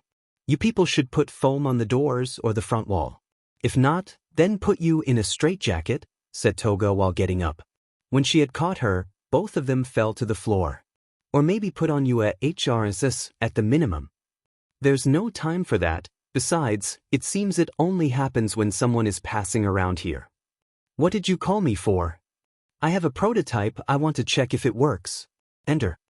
Himiko entered, and after swimming through the sea of spare parts and babies, she arrived at the table where the prototype was. I don't mean to be rude, but it's ugly, she said when she saw it. It looked like a welder's overalls. It's just a prototype. Later on I can change the style and dye it whatever color you want, replied May. Put it on and we'll see if it stays on you after you stop the transformation. Toga took the costume and went to the bathroom. Then she came back and asked what to do now. Use a needle and take a bit of my BLD. Don't worry, I put a block on it so it's easier to grab and it also prevents you accidentally pierce someone. It's enough to take BLD, press the left button on a container and take the needle. Himiko did it and threw the needle at May's thigh. Now what? You have tube around your neck, put it in your mouth and press the left button and then the right one on the can the needle came from. Why two? She asked while doing what she was told. The left one is to free and retract the tube, the right one is to activate a bomb and send the BLD to your mouth. Toga then drank the BLD and transformed into 𝐻𝐿sing with her clothes. The only strange thing was that the syringes and tubes could be seen. Wow, it has been a while since I looked into a mirror, May said while walking around Himiko. I'm 𝐶𝐶, she smiled. It saddens me but stopped the transformation. Toga did it and after secreting the substance they saw she still had the costume on. Eureka! Shouted May, while jumping around screaming. Shut up, 𝐻𝐿sing, yelled Power Loader from somewhere. I want to sleep. I won't be naked anymore, shouted Toga. After calming down and being scolded by Loader for screaming like crazy, both minded their own business. May finishing the costume and Himiko training for the exams she had to take to compensate her late entrance to you. Next day, May called Himiko, along with Izuku, arrived at the workshop. It's ready, said the inventor while pointing at a metallic case on her table. I followed the design you gave me.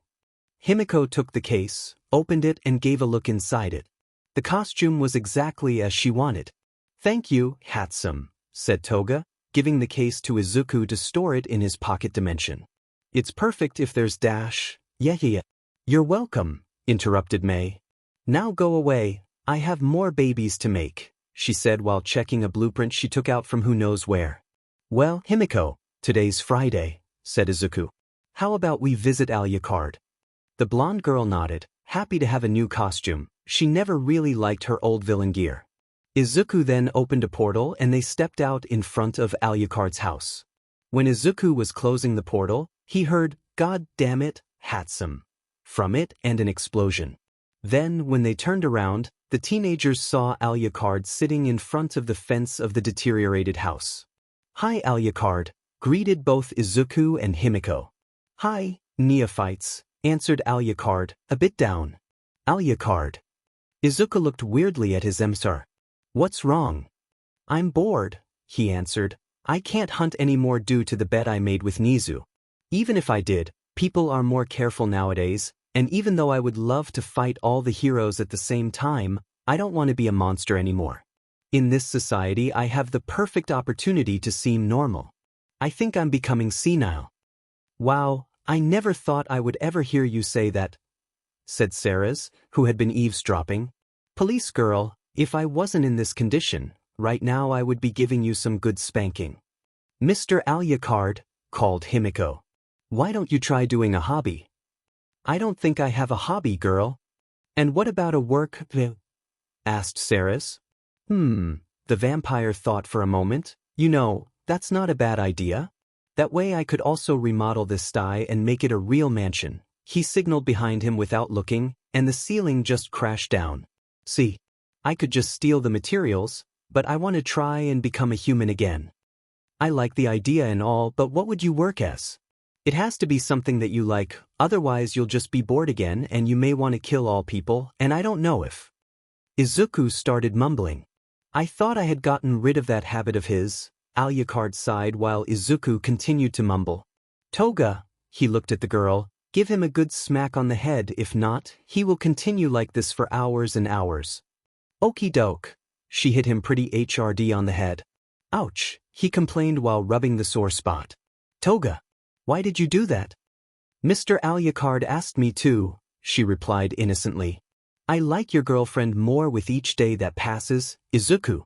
And I know what I'll be working as. After spending some good quality time, in which 𝐬𝐵 told them how Aizawa had to change his breeds because he laughed too hard when he heard the origin of the SXL beam, the teens returned to their shared room at U. The next morning, they awoke early and got down to have some breakfast. Himiko made a bowl of cereal and milk, while Izuku went to the fridge to snatch some BLD bags.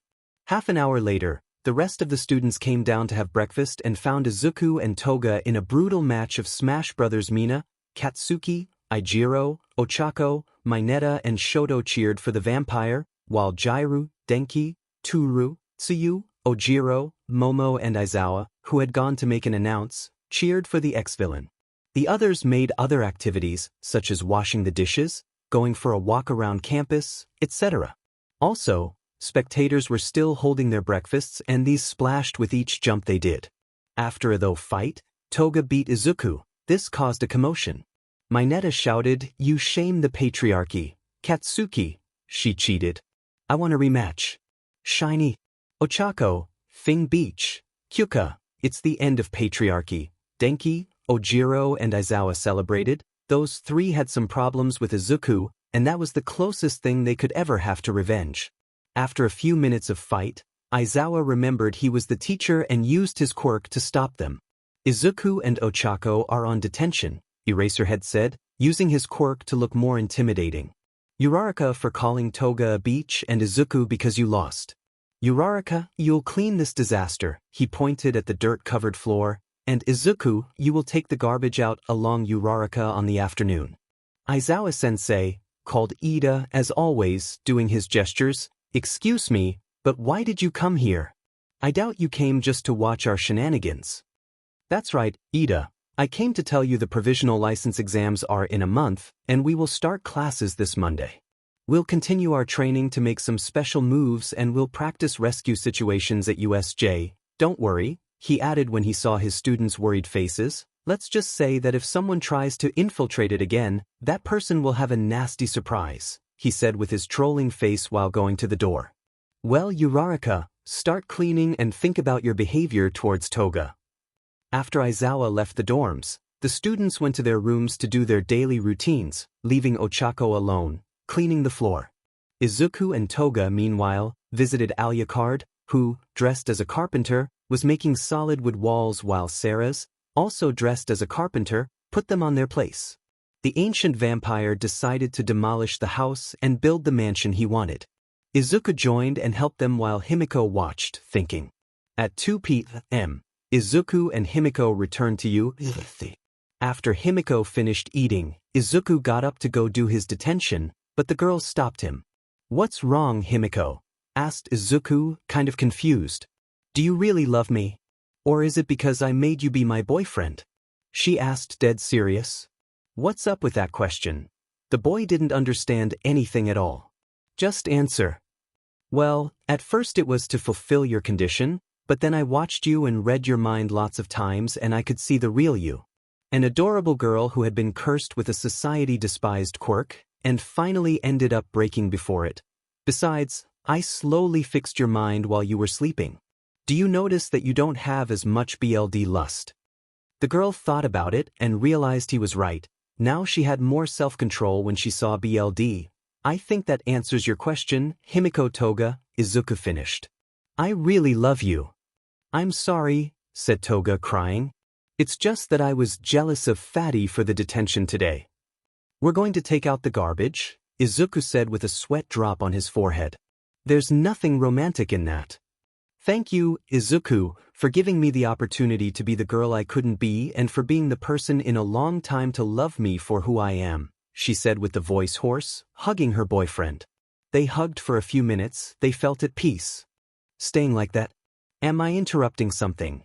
Asked Ochako, who had been looking for Izuku since he didn't go to the detention. Why do you always have to ruin the best moments, Udaman Fatty? Himiko grunted, now in a bad mood. Oh, I'm sorry, Toga, Ochako said sarcastically. It was obvious she did it on purpose. You know what? Izuku said suddenly.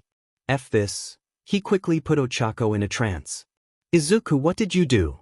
Asked Himiko as she saw the girl falling unconscious. I'm gonna use the SXL beam and make her stop fing around with us, but first I'm going to ask her some questions. The vampire kneeled in front of Ochako and opened her eyes so he could use the SXL beam. Ochako, why did you betray Umbrella? Don't be in but Aizu, she scolded after smacking him on the head. Okay, take it easy, now it will be serious, he looked at Ochako. Ochako, why do you hate Himiko Toga? For the whole forest thing and because she stole my Izuku-kun from me, she answered like a zombie. Izuku is not your property, why do you say she stole him from you? Izuku continued. I'm attracted to Izuku-kun, but I don't want to tell him because it would ruin our friendship. That's the dumbest thing I've ever heard, said Izuku and Himiko at the same time. Okay, you will gradually stop liking Izuku that way from today on, he ordered. I will gradually stop liking Izuku that way from today on. Himiko Toga has already apologized to you. Himiko Toga has already apologized to me. Wake up. 𝗧𝗓𝗃 woke up abruptly with a silly smile on her face. What happened to me? She asked after standing up. I don't know, said Izuku, you tell me. You passed out and Aizu used his power to wake you up. Oh, okay, thank you, she said, quite confused. You should rest, said Izuku. I will take out the trash with Toga. No, don't worry, I'll go with you and I will rest later. She shook her hands and head. Are you sure?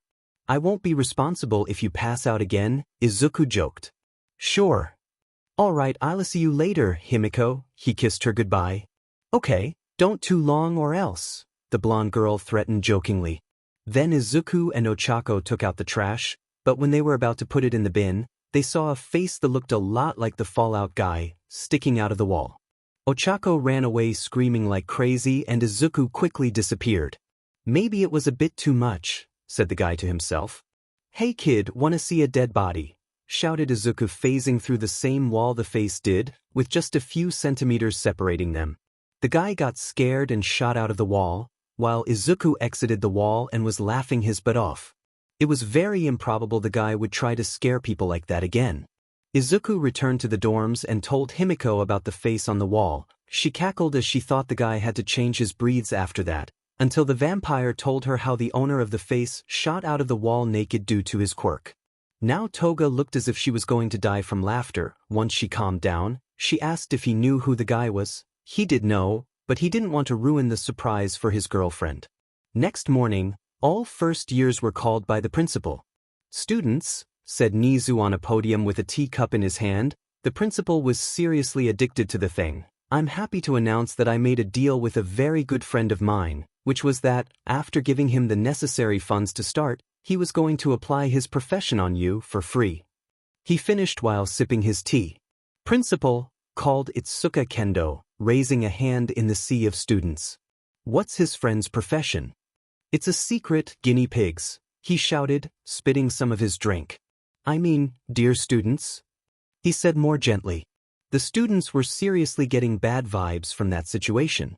Izuku, called the principal, I assume you have deduced who I'm talking about, right? Yes, sir, take us to him. All right. Izuku then smiled sinisterly and with his shadows, he took the microphone to then look at his peers, who looked at him strangely, scared or anxious. Everyone, take hold of everyone. Did you watch Harry Potter? Well, if you let go, two things will happen. Either you are devoured by interdimensional creatures or you don't finish the travel in one piece. After those words, students and teachers took hold of everyone strongly. Except 𝐻𝐿sing, he just climbed on Izuku. If you let me go, I will take you with me. Shiny, shouted Katsuki at Kirishima. Then Izuku opened the portal and they were absorbed by it. When they arrived at Alucard's mansion, which now had 3 floors and had a gloomy look to it but not in ruins like before, Izuku saw a sign which said, Hellsing Psychology Office. We're on a mission from God to patch minds in 5 minutes or we give back your money. So, a psychologist, huh? Said the vampire. I should have known. Since when is Alucard a psychologist? Asked Himiko. Izuku had never told her about it. Since he had to be one to empty his body of the 3 million souls he had. That many, yelled Toga. Yup, no, you see why I say it's almost impossible to win against him. Not even I could ever hope to. Whatever, let's go in and get minds patched. 𝐻𝐿sing then directed, along with the teachers, all students towards the mansion. Deku, called 𝐀𝐮𝐭𝐡𝐨𝐫, now in the hall, which was decorated with portraits of Alucard, 𝐶𝐻𝐵, Himiko and Izuku. You lived here last year. His Class A peers looked at him, waiting for an answer. Last year, this was a pen, answered a deep voice. Everyone looked for the source and they saw Alucard, dressed as a doctor, but also wearing his fedora. Go in, patients. While you wait, my nurse will attend you. He said and then took Aizawa by the arm and tried to drag him. Wait, I'm not a student. Principal. Called desperately the teacher. Sorry, Aizawa, but teachers will also be checked.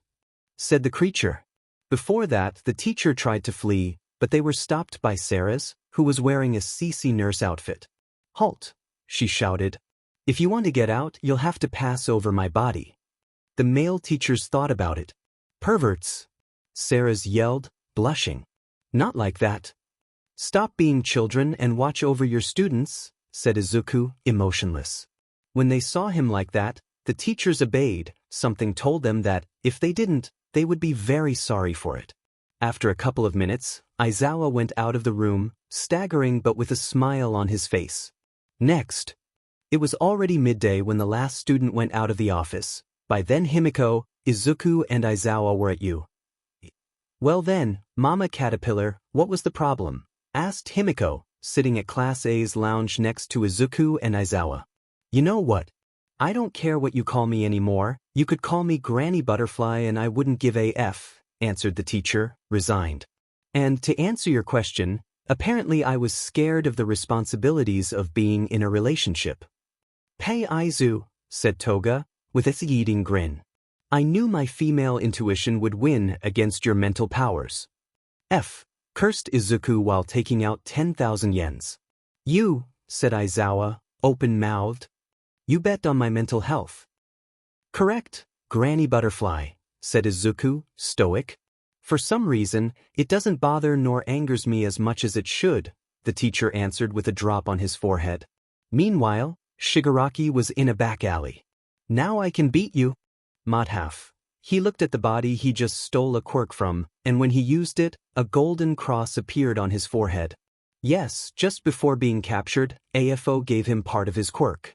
The next days, Class A improved on their attacks and techniques, while Izuku practiced with the force meter Mei gave him, to calculate how much strength he needed to apply so he didn't accidentally kill anyone. Also, their teacher took them a lot to USJ to practice rescue maneuvers. After a month, the day for the provisional license exams had finally arrived and Aizawa was in front of his class, wearing a tuxedo. Aizawa-sensei? Asked Momo. Yes, Yaoyorozu. Why you dressed like that? Are you going to a wedding or something? Asked Kaminari. Something has occurred so I can't take you to the exams in my stead, Mr. Alucard will take you there. Izuku, not a word or I swear I'll expel you. What? Shouted everyone. Whatever you say, Granny Butterfly, said Izuku, and here I was with such great phrases. He finished sarcastically. Anyway, I must go. Alucard will be here shortly. The teacher then left the classroom. The class was in silence and didn't dare to speak, in fear Alucard might get angry for being noisy. However, after a few minutes, Mineta started talking to Denki and soon the class was what any class was without a teacher, pure chaos. Although Izuku and Himiko were silent, they were speaking telepathically. Half an hour later, the students started to get worried, Alucard wasn't there yet, and they couldn't go without him.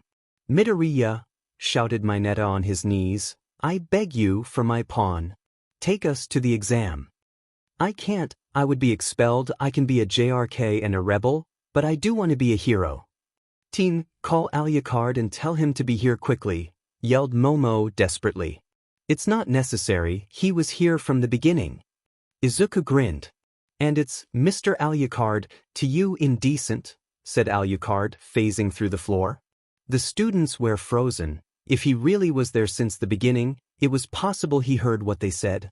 Grape, frog, 𝐶𝐻𝐭𝐡𝐨𝐫, indecent, gravity girl, terrorist, Izuku, Himiko and Batchicken are on detention, you'll serve it after your exam. And you, earphones, if you give me the wine, I'll overlook it this time. The girl gave him the bottle reluctantly.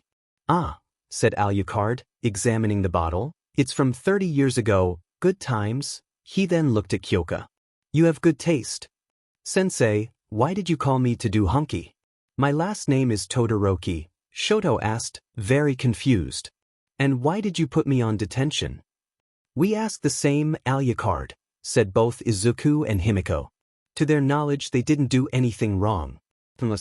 Oh yes, Izuku, I also read your minds. And you cold hot, I called you what some of your female classmates call you behind your back. Whatever, let's go, shall we? He opened a portal. You were pretty desperate a moment ago. I thought vampires couldn't read other vampires' thoughts, whispered Himiko to Izuku while going through the portal. I thought so too. When they exited it, they saw they were at a stadium even bigger than you. And it's true, I just read your body language, thought Alucard. There was still a lot Izuku needed to learn. Then Alucard told them to go to the center of the stadium and to stay together, because there would be competitors from other hero academies. He then disappeared. Midoriya, how does he do that? Asked Tenya. Oh, he is everywhere and nowhere at the same time. He also exists and doesn't at the same time. Have you ever heard of Schrödinger's cat? I have, said Momo, Shoto and Kyoka. Well then, he literally ate it and now he has its properties. After a brief silence, in which the students processed what he told them, they went out to change into their costumes.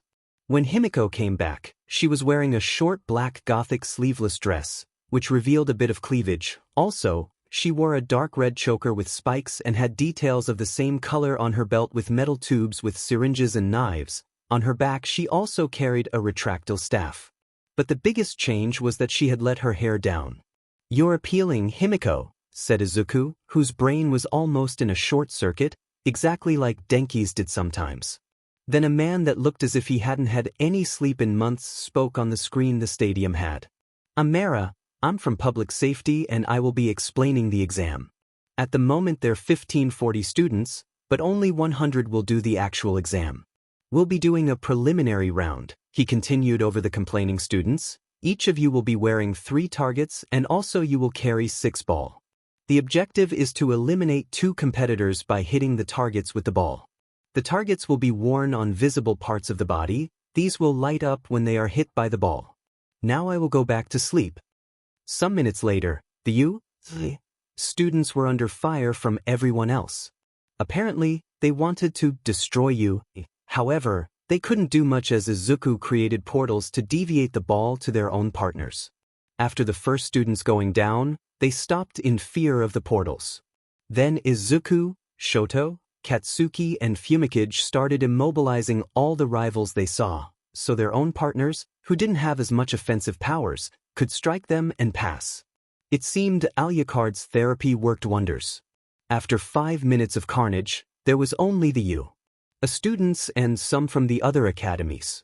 Mara then woke up and announced the battlefield was now going to be disaster zone and they had to rescue the people. The students returned to the field and started to rescue the wounded, who just were actors that qualified their rescue maneuvers. Izuku went along with 𝐻𝐼𝐼𝐼. He lifted up the debris while she checked on the people to then have Izuku teleport them to the safety zone. All was well until they heard an explosion. From the smoke, the number 10 hero, 𝐀𝐮𝐭𝐡𝐨𝐫 and his sidekicks came out. The hero, as his name stated, actually looked like a killer whale. Mara announced that then they had to keep rescuing the civilians, but now under attack.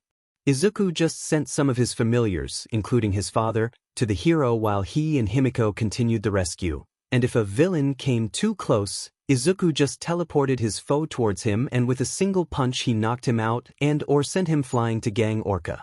After some minutes, the test finished and they went to see their results. Both had passed with a good amount of points, but they were surprised to see that both Shoto and 𝐾𝐮𝐭𝐡𝐨 just barely passed. "Some Shiketsu idiot had a problem with me, we had a misunderstanding, we discussed and finally we resolved the problem," was Shoto's answer. Those wounded were being lazy smart buttes. A couple could clearly walk and they didn't want to. I had to, albeit reluctantly, carry them with some help from the redhead and the Pikachu, was Katsuki's. Izuku and 𝐻𝐼𝐼𝐼 just looked at them with a drop on their foreheads. After changing and leaving the building, both received their licenses. "Oh, I forgot to ask, what's your hero name, 𝐻𝐼𝐼𝐼?" "I'm the cursed heroine, Midna." She answered happily. It took some time to think of a name. "Excuse me," asked Izuku mockingly. "Did you say Mindy?" "Midna." "Mandy." "Midna." "Wendy." "Midna."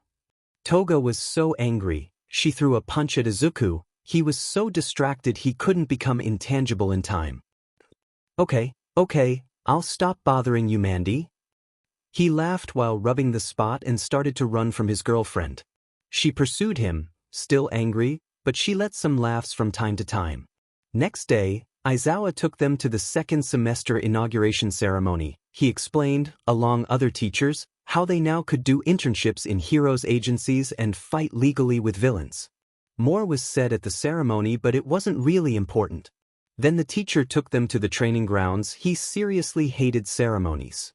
Where there were the academy's best students, 3A students who were, even before graduating, on par with some pro heroes. These were the big 3. These were a guy with black hair, who looked kinda emo, an energetic and very curious blue-haired girl, and a blonde dude that looked like the Fallout guy. When he saw Izuku, he opened widely his eyes and got nervous. Aizawa then told his class that the big 3 would explain more about their internships with heroes.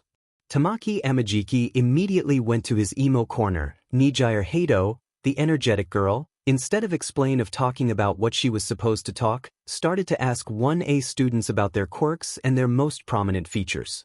Aizawa had a poker face. These guys are idiots, the teacher thought. Mirio Togata, the guy that looked like he came from Fallout, told him not to worry, because he was going to accomplish his mission. However, No one listened to him and got a little angry. "I see you underestimate me," he said while stretching. "Let's do something. You all fight me and you'll see the difference between me and you." Class A was surprised. Just how arrogant or strong was this guy? Aizawa didn't give AF. It was time someone put the brats in their place, he thought. One more thing, I'll fight all of you except the kid with the green hair, Mirio said. Something told him he shouldn't fight with that kid or he would be deeply sorry. Izuku didn't mind, he wanted to see how strong was his class without him. "Good idea, Mirio," Aizawa praised. "I wouldn't want to fight him either," he said, cryptic, and made his troll smile. For some reason, that only made Mirio more apprehensive towards Izuku. However, other students, like Mineta, Kyoka, Mina and Momo, were worried to be without the strongest student in their class, and probably the whole academia. Well, whenever you want, Mirio adopted a fight stance. Then Katsuki, he being the impulsive dude he was, charged without much thought. "I guess it's already begun," his opponent said and dodged the attack. Mirio took Katsuki by the hand and slammed him to the ground. Next, he used his quirk and phased through the ground to then shot through the ground, naked, and landed in front of Jairu. She covered her face from the embarrassment. Mirio apologized and put on his breathes again. He then punched Jairu on the gut, and she fell to her knees in pain. And like that, Mirio beat almost the whole 1A class. He was also shouting repeatedly, "Puwa." Only Shoto, Tokoyami, Kirishima, Toga and Katsuki put up some fight. Although, Toga was distracted because she connected the dots and realized that the guy who was now beating the SHT out of them was the same guy her boyfriend scared. "Now you see?" Mirio asked. "In a hero agency you'll polish your skills and become even better than what you are now. Why don't you three fight me?" Izuku asked, bored but with a huge SHT-eating grin. "Oh, is the portal boy?" Nijire ran straight to him, to ask him about his quirk. Himiko, who was under Mina, was burning in jealousy. If it weren't for the pain she was feeling at the moment, she would have already beaten the HT out of the beach. Personal space, Hato-san. Izuku quickly moved a few meters away from the girl. "I have a girlfriend, she's in my class and she is very jealous." "Oh, I'm sorry." Izuku Midoriya. "You know Izuku," said Aizawa, searching for something in his sleeping bag. "You are right. Fight the three of them at the same time." He finally found the popcorn bag. "All right, Butterfly Granny, but why the popcorn?" "Those three, just like you, gave me tons of problems when I taught them. I will enjoy watching how you beat the SHT out of them." Wait, said Nijire. "Do you seriously expect a first year to be able of fighting the three strongest students in the academy?" Behind her was Mirio, horrified. When he saw the kid the first time, he felt he had a lot of power. It wouldn't be advisable to anger him, like Nijire had just done. The boy was writing mentally his last will. "Sensei, can I obliterate them?" Izuku asked innocently. "Just don't kill them. It would be too much paperwork." And like that, Izuku fought the big three. And beat them in a very humiliating manner. Mirio tried to punch him, alternating from being intangible to tangible. Izuku just made himself intangible, and being in that state, none could punch the other. So now it was just a matter of who could last longer without breathing. Mirio didn't know Izuku had no need to breath. So, young Midoriya just waited until he passed out from lack of oxygen. Then Mirio's quirk deactivated and he shot out to the roof. Nijire and Tamaki were open-mouthed after seeing how he beat Mirio effortlessly. Nijire used her quirk and shot shockwaves. Izuku opened some portals and sent them back to her. She just barely dodged them. Tamaki then got serious and ate some octopus tentacles. Then his fingers turned into tentacles and tried to grab Izuku. The latter, however, just cut the tentacles and threw them to Nijire, who was trying to sneak up on him from behind. She got scared. The vampire took the chance and, with 2 punches, the girl was on the floor from the pain. Then Mirio awoke and released yellow lightning. Yes, he was the successor of All Might and the inheritor of One for All. Aizawa meanwhile ate the popcorn and Class A looked in awe at Izuku. "Yeah, Izuku. Beat them hard." Himiko shouted. "With the chair. With the chair," shouted Kyoka. She was still resented about the embarrassment of seeing Mirio naked. Izuku then created a chair with his shadows and hit the Fallout Boy with it. I'm seriously thinking about becoming a vampire, the whole class thought. Izuku was starting to get tired, besides, he was starting to pity the big three, so he summoned two familiars. His father, which was rather weak, but he enjoyed seeing him getting punched, and Muscular. Hisashi Midoriya was sent to fight Mirio, and Muscular was sent to destroy Tamaki. Once Muscular beat Tamaki, who didn't even last 5 seconds, Izuku sent him towards Mirio. He, albeit with effort, managed to beat Muscular, so Izuku reabsorbed him. How are you so strong? Mirio breathed. Just like you, I worked for it. Shall we continue? I already won, Izuku said and quickly punched Mirio on the chin, almost immediately knocking him out. The last thought the blonde guy had was that he would recommend him to 𝐼𝐮𝐸𝐽. Well kids, what do you have to say about Izuku's performance? Aizawa asked from his sleeping bag. Midoriya, convert us, everyone asked. Believe me, if I did, you'd wish to die, Izuku smiled, nostalgic. What you have to do to make my condition into something strong is quite brutal, I doubt you could stand it. Besides, don't think I would give a power like this to the first idiot I saw. All Might was on his way to visit AFO in prison when he sneezed. Oh my, I think I should have brought a coat. Meanwhile, in a warehouse, two villain groups were discussing an alliance. Tell me, Shigaraki, should I accept this alliance? Said a tall man with black hair. He was wearing a face mask that resembled a bird's beak. He was called Overhaul. Because I know a certain heroic individual that, without our help, could easily defeat you once he hears about your little operation. The same who defeated you? Overhaul asked mockingly. Similar. And what makes you think I would need your help? I have the 8 precepts. With what you would be fighting, won't be a human, but a monster. And not too long ago, I got a power capable of defeating him. Tell me more. After a short explanation, Overhaul accepted the alliance. The former was pleased with this. He could now beat that son of a beach. The next day, Mirio looked for Izuku all over the academy. Some hours had passed and still couldn't find him. He was about to give up when, suddenly, a portal opened and from it came out Izuku and Himiko, laughing. Midoriya. The blonde guy shouted and ran towards him. I've been looking for you the whole damn day. Yes, Mirio-senpai, asked the vampire when he had the boy in front of him. Toga just remained silent. Have you chosen a hero agency for the internships yet? Nope, I was thinking of going back to Hellboy or not doing them at all, he answered, stoic. Excellent. He shouted it wasn't late. Would you be interested in joining 𝐒𝐮𝐸𝐽's agency? He was All Might's sidekick. The vampire said, deep in thought. And why would I be interested? He can see the future and maybe he can teach some pro things. Alright, I'll go see him, I don't promise anything though. Cool. Mirio shouted. He was sure that, under 𝐼𝐻's guidance, he could go far. Can I bring Himiko along? He pointed at the girl. I don't think it would bother him.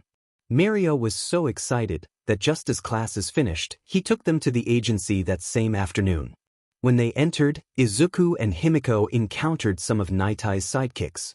They all told them that their boss had a great sense of humor. When they saw 𝐼𝐻, they saw a tall, serious man that wore glasses and a suit. He was sitting on a hard chair behind a desk and observed analytically. Does this man really have a sense of humor? Thought both vampires. Good afternoon, 𝐒𝐮𝐸𝐽, Mirio greeted, happy. Mirio, more enthusiasm, the hero said, still serious.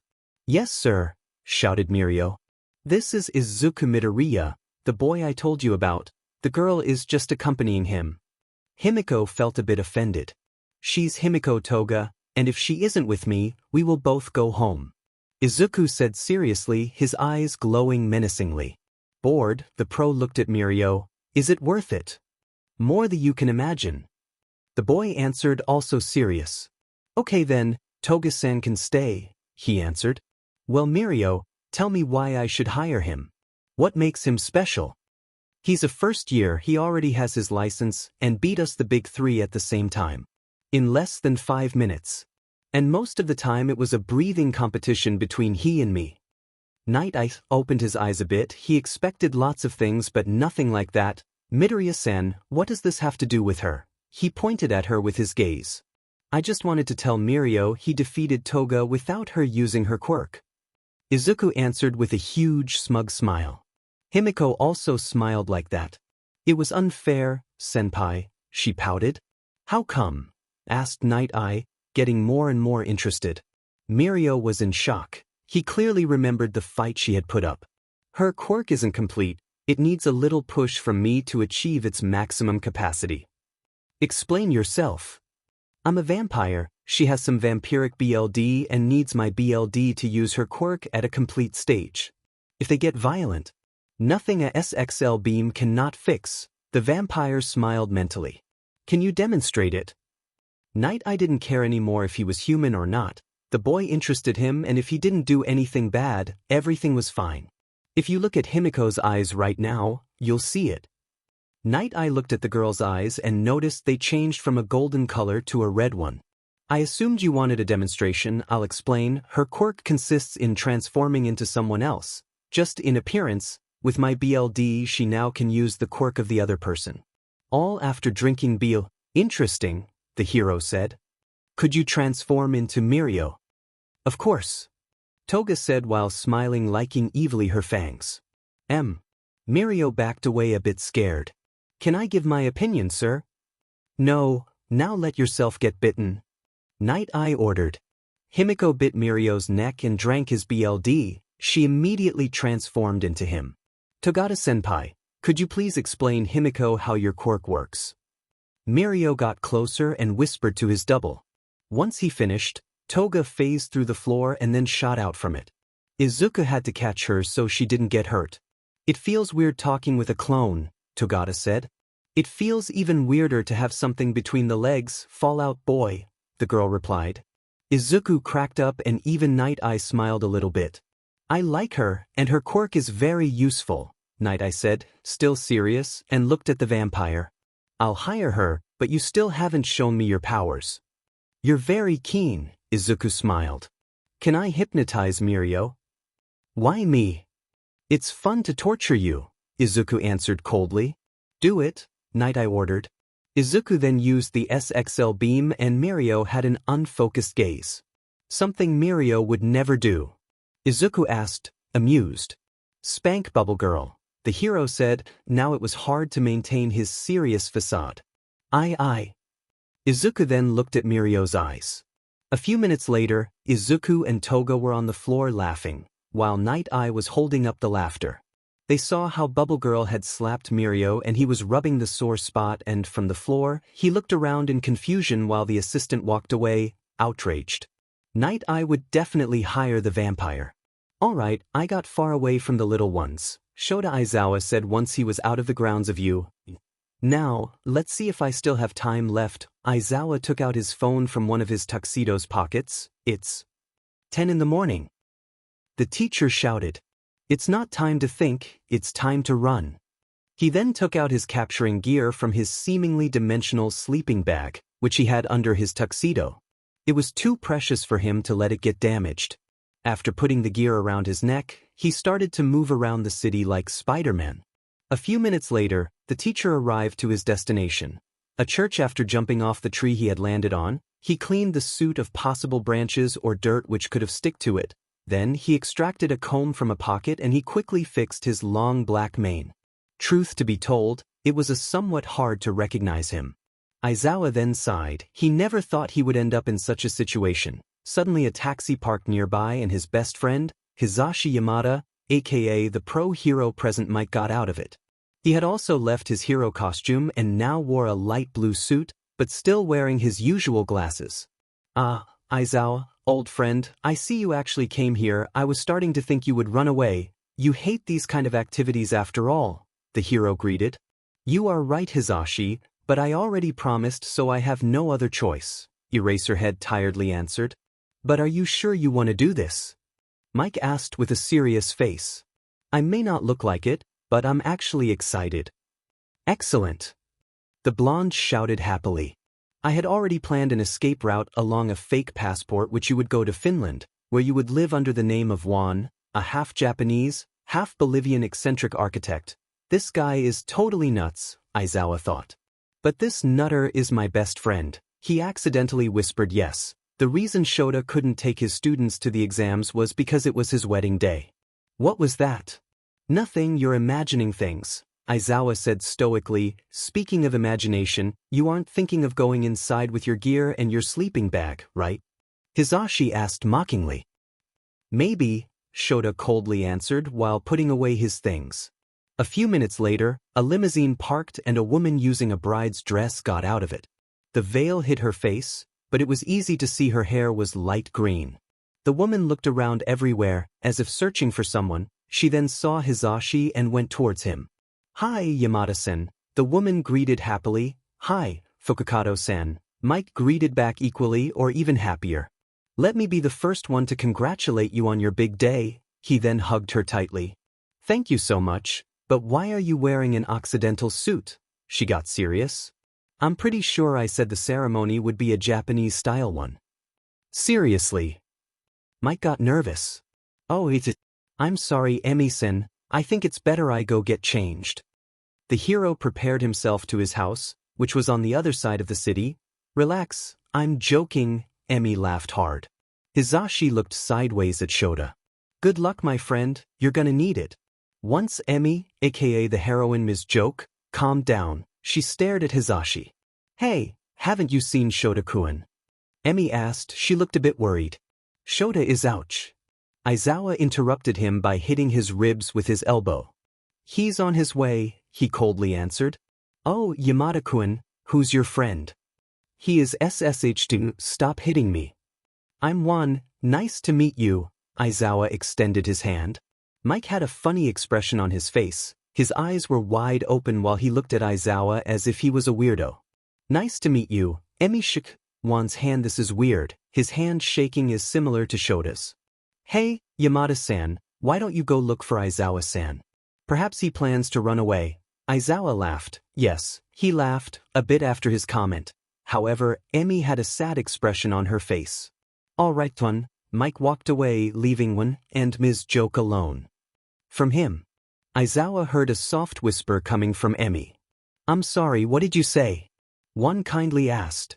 It's nothing, Emi said, her voice a bit cracked, and even if Eraserhead couldn't see it, her eyes were slowly reddening and swelling. That didn't sound like nothing, the hero said. Come on, Joke, you aren't like this. I said, I wouldn't expect less from him, Joke said, her voice cracking more. I love him, but I think he doesn't love me back. That's not true, Izuku said, really serious? How do you know it? She asked, just about to cry. Because he said it to my face. Emi got surprised. It's just, Izuku continued, he's not really affectionate, but he has other ways to show affection. For example, even though he is extremely cold, he never said he hates you or your jokes. If he didn't love you, he wouldn't even remember you exist or care about you at all. Thanks for making me feel better, Joke said, about to lift her veil to clean her tears. One moment, Izuku turned around quickly to prevent him of seeing her without the veil too soon. He wasn't too superstitious, but he preferred to be cautious. Why are you turning around, Juan? That superstition only affects the 𝗧𝗱𝗘. Joke asked, very surprised. Izuku looked for a way to escape. Ah, it's Hisashi-san, I'm gonna ask dash. Nah, 𝗧𝗱𝗘, why did you do this? She asked. Serious? Was it true what you said? Think Eraserhead, think. Answer me, Joke said in a really cold way. Thing SHT. The hero cold sweated. Alright, yes, it's me, Izuku, he answered fearful, and yes, everything I said is true. Izuku. I didn't plan it, I just took advantage of you not recognizing me to be frank with you, he said sadly. Izuku. Then the church's bells rung, pointing it was time. Well, I'm going. I don't think you would want to marry me now, Izuku said, while walking away, very sad and dragging his feet. You are silly, Emi said, hugging him from behind, but you are a cute silly and you're only mine, she continued while laughing. And thus, at around 1 in the afternoon, 𝗧𝗱𝗘 Izuku and Emi Fukukato got married. The ceremony was nice and the guests passed a good time while cheering on the newlyweds. Most of the guests were pro-heroes, like 𝐴𝐵𝐿ady, Nizu, All Might, ectoplasm, etc., but no one expected 𝗀𝗱 to invite. I have definitely become senile, said 𝐿𝐿𝐴𝐵𝐿d, at a table while drinking wine with BLD mixed in it. Hey, 𝐿𝐿𝐴𝐵𝐿d, get up and have fun. All Might called while dancing with Midnight. I'm going, you alienated skeleton. The vampire got up.